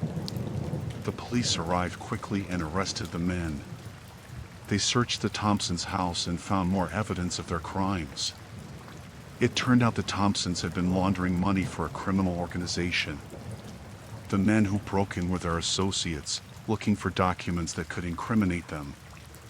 The police assured me that the kids and I were safe, but I couldn't shake the feeling of fear that had gripped me that night. The Thompsons were arrested, and the kids went to stay with relatives. I was hailed as a hero for protecting them, but all I could think about was how close we had come to something terrible happening. That night changed me. I never took safety for granted again, and I never babysat in a big, empty house after dark ever again.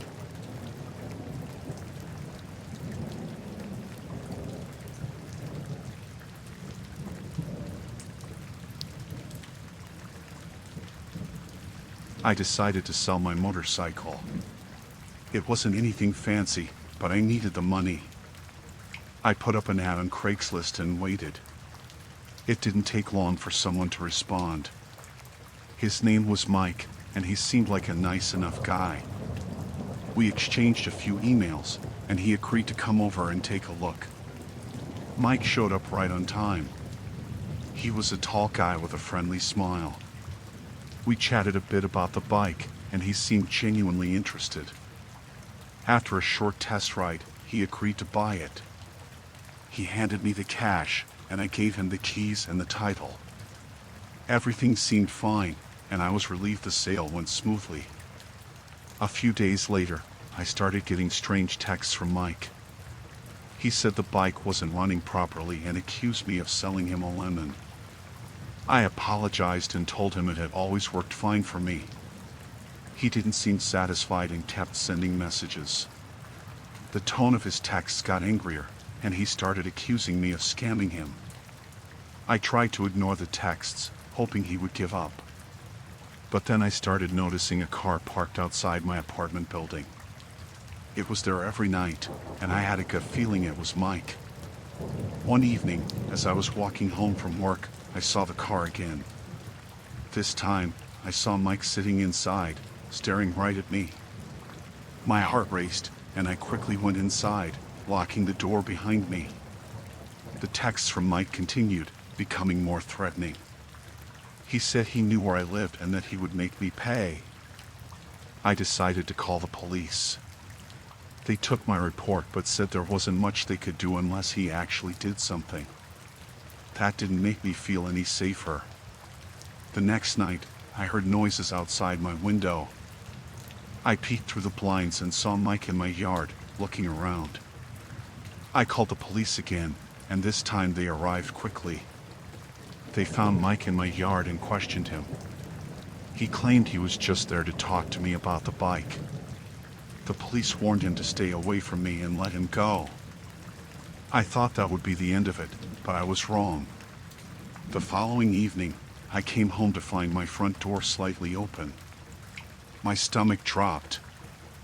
I cautiously stepped inside and saw that my place had been trashed. Drawers were pulled out, papers scattered everywhere. I called the police again, and they came to investigate. I told them about Mike, but they couldn't find any evidence linking him to the break-in. I was terrified. I couldn't stay there anymore, so I packed a bag and went to stay with a friend. For the next few days, I lived in fear, constantly looking over my shoulder. I didn't hear from Mike, and the car outside my apartment was gone. I started to relax, thinking maybe he had given up. One night, while staying in my friend's place, I woke up to a noise outside the window. I crept over and looked out. There was Mike, staring right at me. I felt a wave of panic. I woke my friend, and we called the police. They arrived quickly and caught Mike trying to break in. This time, they arrested him. Mike was charged with stalking and attempted burglary. I had to testify in court, which was terrifying, but I was relieved when he was sentenced to jail time. After the trial, I moved to a new apartment and changed my phone number. It took a while, but I finally started to feel safe again. Looking back, I can't believe how quickly things escalated. I never expected selling a motorcycle could lead to something so terrifying. I've learned to be more cautious with transactions like that and to trust my instincts if something feels off.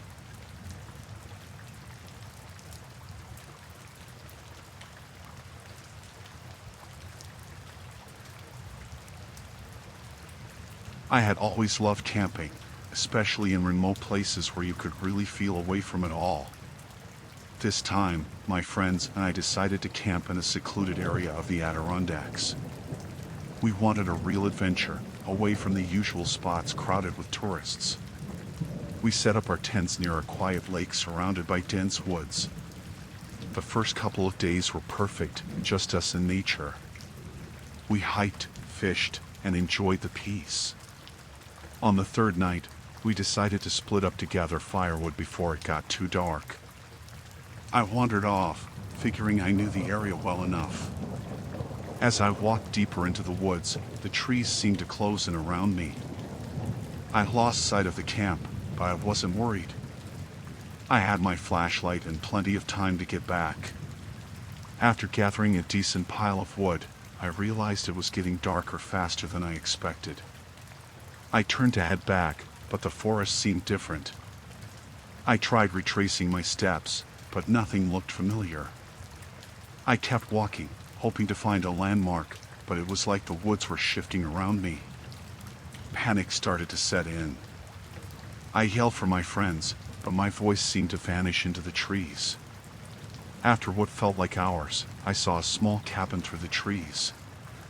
Relief washed over me. Maybe someone there could help. I approached the cabin, noticing it looked old and run down.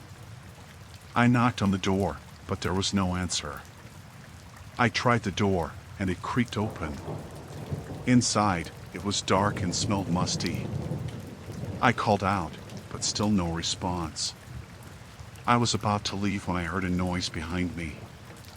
I turned and saw a man standing in the doorway. He was tall, with a wild look in his eyes. He didn't say anything, just stared at me. "I'm lost," I said, trying to keep my voice steady. "Can you help me get back to my camp?" He didn't answer, just stepped closer. There was something off about him. His clothes were dirty, and he had a hunting knife strapped to his belt. I took a step back, my heart pounding. "I didn't mean to intrude," I said, inching toward the door. "I'll just go." Before I could move, he lunged at me. I ducked and ran out the door, dropping the firewood. I could hear him behind me, crashing through the underbrush. I didn't know where I was going, just that I had to get away. I ran until my lungs burned and my legs felt like they would give out. The woods were dark now, and every shadow seemed to hide him. I found a large tree and crouched behind it, trying to catch my breath. I listened for any sign of him, but all I could hear was my own heartbeat. After a while, I started moving again, slowly and quietly.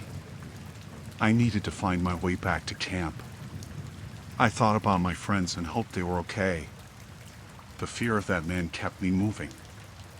I stumbled onto a narrow path and decided to follow it, hoping it would lead somewhere safe. As I walked, I kept looking over my shoulder, terrified he would appear out of the darkness.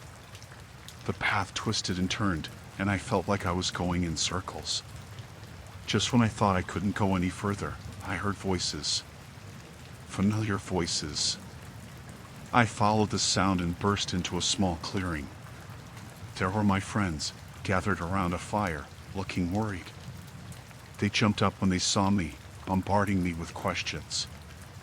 I tried to explain what happened, but I was too shaken to make much sense. All I knew was we had to leave, now. We quickly packed up our camp, not wanting to risk another encounter with the man. As we hiked out, I kept looking back, half expecting to see him watching us. The feeling of being hunted stayed with me long after we were safe. Back home, the experience haunted me.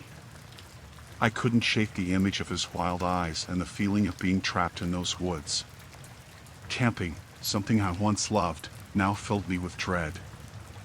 I still think about that night and wonder who he was and what would have happened if I hadn't escaped. I'm grateful I got out, but the fear lingers, a reminder that sometimes the real danger is just a heartbeat away, hidden in the quiet places we least expect.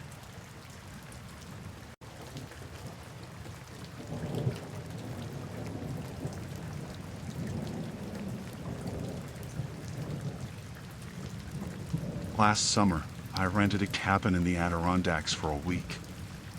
I needed to get away from everything, and the mountains seemed like the perfect place. The cabin was isolated, surrounded by trees and not too far from a small lake. It was exactly what I was looking for, peace and quiet. The first couple of days were great. I spent my time hiking, swimming in the lake, and just relaxing on the porch with a book. I barely saw anyone else. It was like having my own private retreat. The cabin itself was cozy, with a small kitchen, a living room, and a bedroom upstairs. On the third day, I decided to do some cleaning. I was wiping down the living room when I noticed something odd. There was a small hole in the bookshelf, just above eye level. I looked closer and saw a tiny lens inside. It was a camera. My heart started pounding. I quickly checked the rest of the room and found another one behind a picture frame on the wall. I felt sick. Someone had been watching me. I tried to stay calm and think. I needed to check the rest of the cabin. I went upstairs to the bedroom and found another camera in the smoke detector. The bathroom had one too, hidden in the vent. There was even one in the kitchen, inside a clock on the wall. I didn't know what to do. My phone had no signal, and the nearest town was miles away. I thought about driving there, but my car was parked outside in plain view. Whoever was watching might see me leaving. I felt trapped. I decided to pack my things quietly, hoping to leave without drawing attention. As I was stuffing my clothes into my bag, I heard a knock at the door. My blood ran cold. I peeked out the window and saw the landlord standing on the porch. He was an older man, probably in his 60s, and he looked friendly enough when I first met him. But now, knowing he'd been spying on me, he seemed sinister. I didn't answer the door. I just stood there, frozen, hoping he would go away. After a few minutes, he knocked again, harder this time. "Is everything all right in there?" he called out. His voice sounded concerned, but I didn't trust it. I stayed silent. Eventually, he left, but I knew I couldn't stay. I grabbed my bag and crept out the back door, staying low. I made my way through the trees, heading toward the main road. It was a long walk, but I hoped I could find a signal and call for help. As I walked, I kept looking over my shoulder, expecting to see the landlord following me. Every rustle in the bushes made me jump. The sun was setting, and the woods were getting darker. I finally reached the road and started walking toward the town. It was another few miles, but I had no other choice. After about an hour, I saw headlights coming up the road. I waved my arms, hoping it was someone who could help. The car slowed down and stopped. A middle-aged couple was inside. I told them what happened, and they immediately called the police. They let me sit in their car while we waited for the officers to arrive. The police came and took my statement. They went back to the cabin with me and found the cameras. They arrested the landlord that night. It turned out he had been renting the cabin for years and had been spying on all his guests. There were dozens of recordings on his computer. The whole experience left me shaken. I thought I was going to have a relaxing week in the mountains, but it turned into a nightmare. I still have trouble sleeping, thinking about those cameras and how he watched my every move.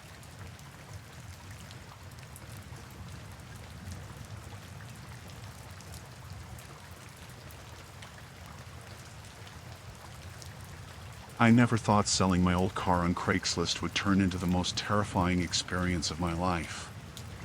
I was just trying to make some extra cash to help pay off some bills. My old Honda Civic had served me well for years, but it was time to let it go. I posted an ad, added some pictures, and waited for interested buyers to contact me. It didn't take long before I got a message from a guy named Jeff. He seemed really interested, asking all the right questions about the car. We exchanged a few emails, and he asked if he could come by to take a look. Everything seemed normal. I agreed and gave him my address. Jeff showed up the next afternoon. He was in his late 30s, clean-shaven, and wore a friendly smile. We made small talk as he inspected the car, and everything felt fine. He seemed genuinely interested, even asked to take it for a test drive. I didn't think twice and handed him the keys. He suggested we drive to a nearby parking lot to get a better feel for the car. Again, this didn't seem odd. I agreed and got in the passenger seat. As we drove, he kept up the friendly chatter, asking about my job, my interests, and other casual topics. But something about the way he was driving started to feel off.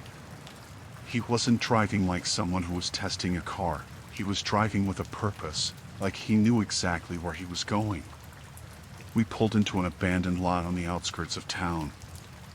My gut told me something was wrong, but before I could say anything, he stopped the car and turned to me with a different look in his eyes. The friendly demeanor was gone, replaced by something cold and calculating. "Get out," he said, his voice low and menacing. My heart raced as I realized I was trapped. I fumbled for the door handle, but he grabbed my arm, yanking me back. "You're not going anywhere," he hissed. I tried to scream, but he slapped his hand over my mouth, muffling the sound. Panic surged through me. I had to think fast. I bit down hard on his hand, and he yelped in pain, loosening his grip just enough for me to push the door open and stumble out. I ran as fast as I could, not looking back. My heart pounded in my ears, drowning out everything else. I could hear him cursing behind me, but I didn't stop. I sprinted toward the main road, praying that someone would be there to help. Miraculously, a car was approaching. I waved frantically, and the driver, an older woman, stopped and rolled down her window. "Help me!" I screamed. "Please, help me!" She must have seen the terror in my eyes because she unlocked the door without hesitation. I jumped in, and she sped off, leaving Jeff standing in the dust. I explained what had happened between gasps for breath, and she took me straight to the nearest police station. The police took my statement and assured me they'd investigate. They took the details of Jeff's description and the messages we exchanged. They also promised to search the abandoned lot where he had taken me. Days passed, and I couldn't shake the fear that gripped me. Every time I heard a car pull up outside my house, I panicked. The police eventually called me with an update. They found my car in the lot, but Jeff was nowhere to be found. They said he was likely a serial carjacker who had lured other unsuspecting sellers into similar traps. Knowing he was still out there haunted me. I couldn't sleep, couldn't focus on anything. I had nightmares of him finding me, finishing what he started. The police promised to keep looking, but they admitted it would be difficult without more leads. I changed my phone number, moved to a new apartment, and tried to get on with my life. But the fear stayed with me. Every time I went outside, I felt like someone was watching. I never sold anything on Craigslist again, and I warned everyone I knew to be careful. Eventually, the police caught Jeff. He had tried to pull the same stunt on another victim, but this time, they were ready for him. They arrested him and charged him with multiple counts of carjacking and attempted kidnapping. Hearing the news brought some relief, but the experience changed me.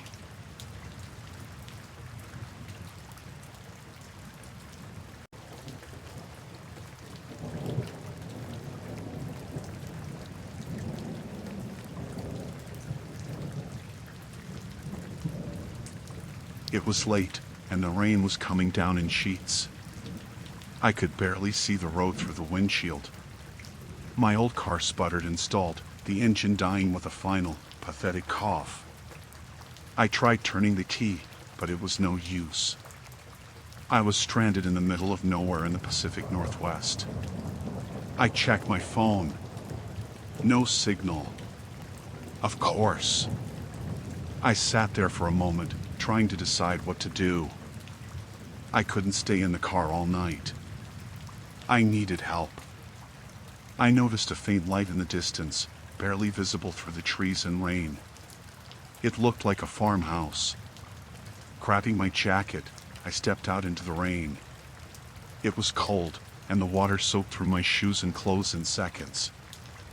I started walking towards the light, hoping someone there could help me. The walk felt longer than it should have. The mud sucked at my feet, and the rain made it hard to see. Finally, I reached the farmhouse. It was old and a bit run down, but the lights were on. I knocked on the door, shivering. A man opened the door. He was tall and heavy-set, with a scruffy beard and a worn flannel shirt. He looked surprised to see me. "My car broke down," I said. "I need help.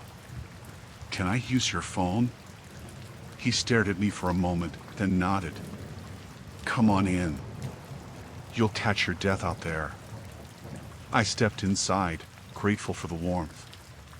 The inside of the house was cluttered but cozy.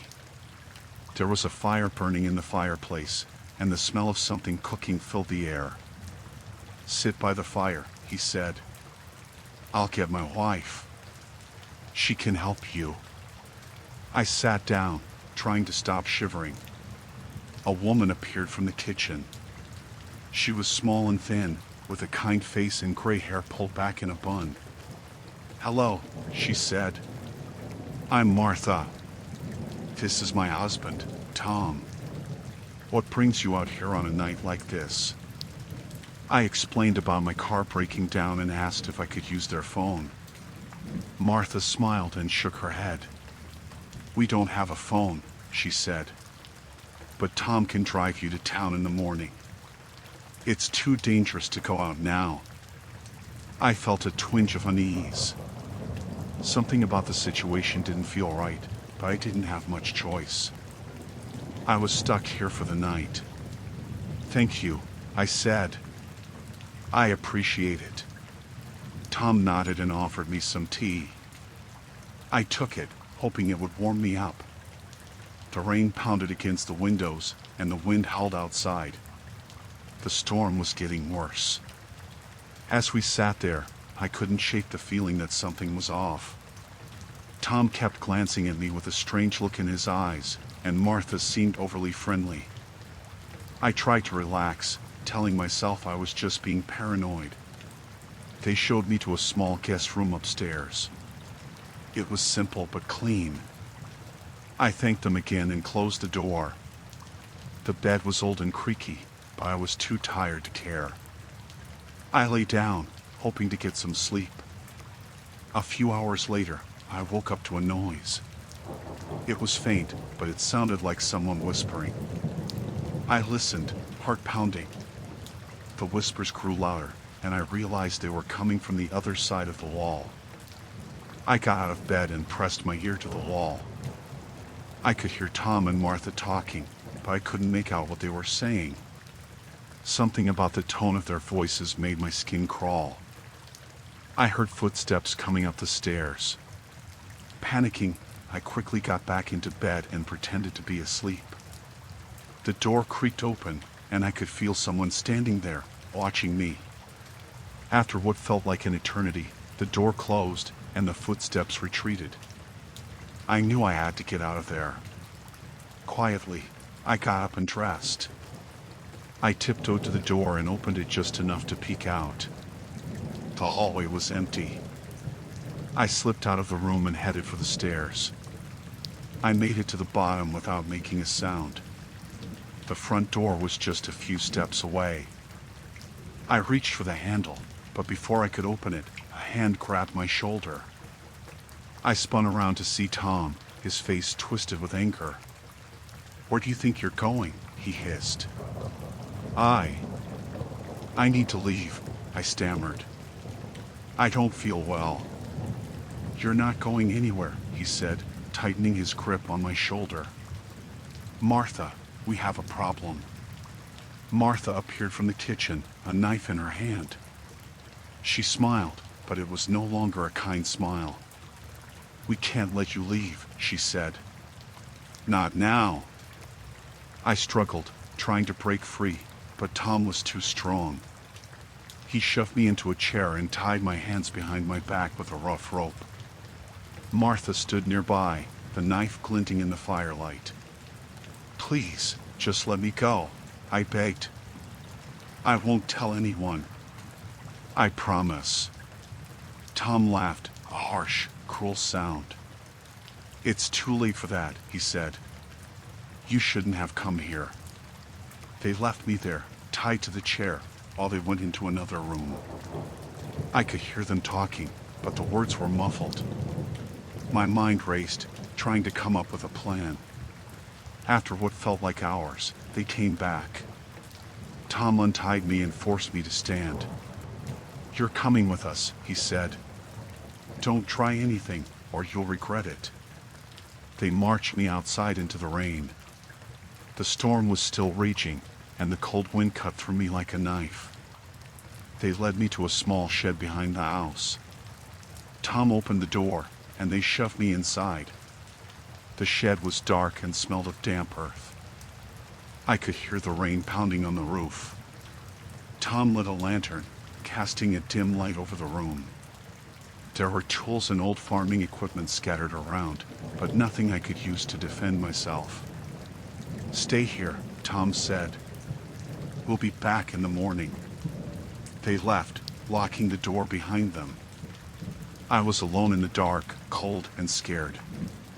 I had no idea what they planned to do with me, but I knew I had to escape. I spent the next few hours searching the shed for anything that could help me. Finally, I found a small, rusty saw. It wasn't much, but it was better than nothing. I worked at the door, trying to saw through the old wood. It took forever, but eventually, I made a hole big enough to squeeze through. I slipped out into the night, the rain still pouring down. I ran, not caring about the mud and the cold.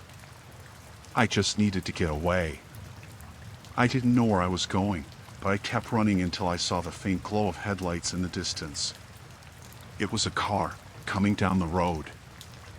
I stumbled towards it, waving my arms, hoping they would stop. The car pulled over, and a man got out. "Are you okay?" he asked, looking concerned. "No," I gasped. "Please, help me. They're after me." He helped me into the car and drove me to the nearest town. I told the police everything, but when they went to the farmhouse, Tom and Martha were gone. The house was empty, and there was no sign of them. I never found out what they were planning to do with me, and I never saw them again.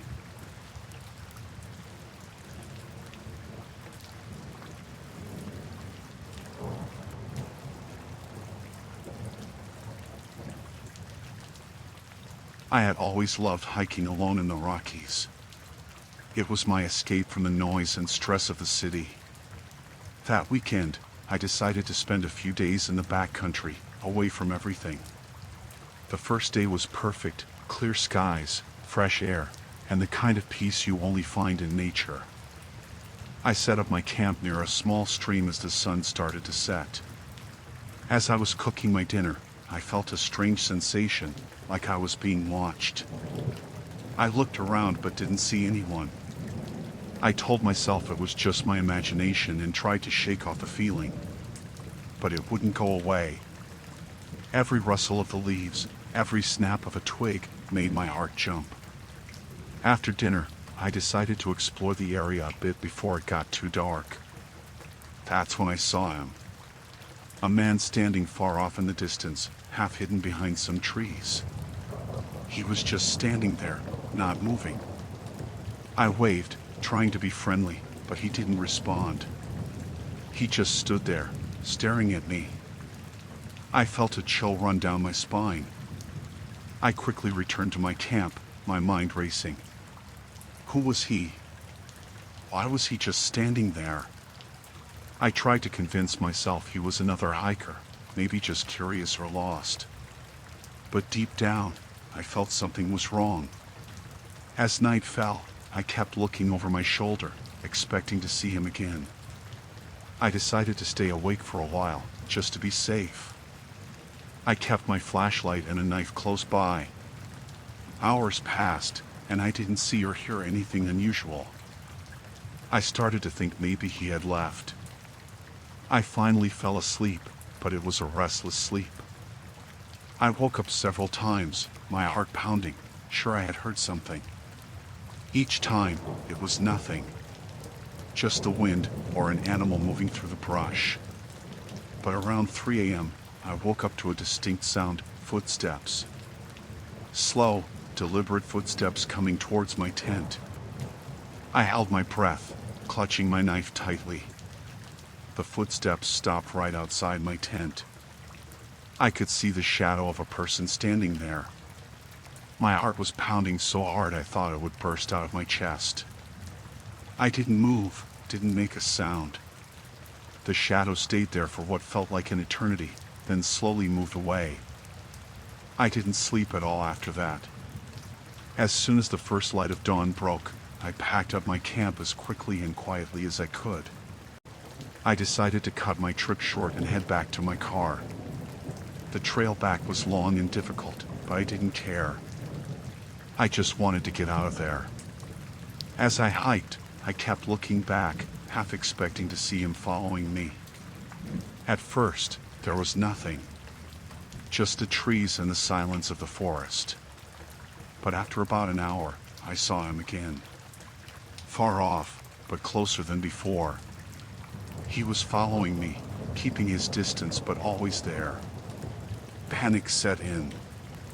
I quickened my pace, almost running at times, but the trail was rough, and I had to be careful not to twist an ankle or fall. Every time I looked back, he was there. Closer each time. I started to think about what I would do if he caught up to me. The trailhead was still miles away, and I was getting tired. My mind was racing with fear and adrenaline. I needed a plan. I remembered a fork in the trail up ahead. One path was longer but easier, the other shorter but steeper. I decided to take the steep path, hoping it would slow him down or make him give up. When I reached the fork, I took the steep path and practically ran down the trail. It was risky. One wrong step and I could seriously hurt myself. But I didn't have a choice. I kept going, my legs burning, lungs on fire. I didn't dare look back. I just focused on putting as much distance between us as possible. Finally, I reached the bottom of the trail, where it leveled out. I looked back and saw nothing. No sign of him. I allowed myself to breathe a little easier, but I didn't stop. I kept moving, determined to get to my car. When I finally reached the trailhead, I was exhausted but relieved. I didn't see anyone around. My car was the only one in the parking lot. I quickly got in, locked the doors, and started the engine. As I drove away, I kept checking the rearview mirror, expecting to see him standing there, watching me leave. But there was no one. I didn't stop driving until I was far away from the mountains, back in the safety of the city. It's been weeks since that hike, and I still think about it every day. I don't know who he was or what he wanted, but I'm thankful I got away.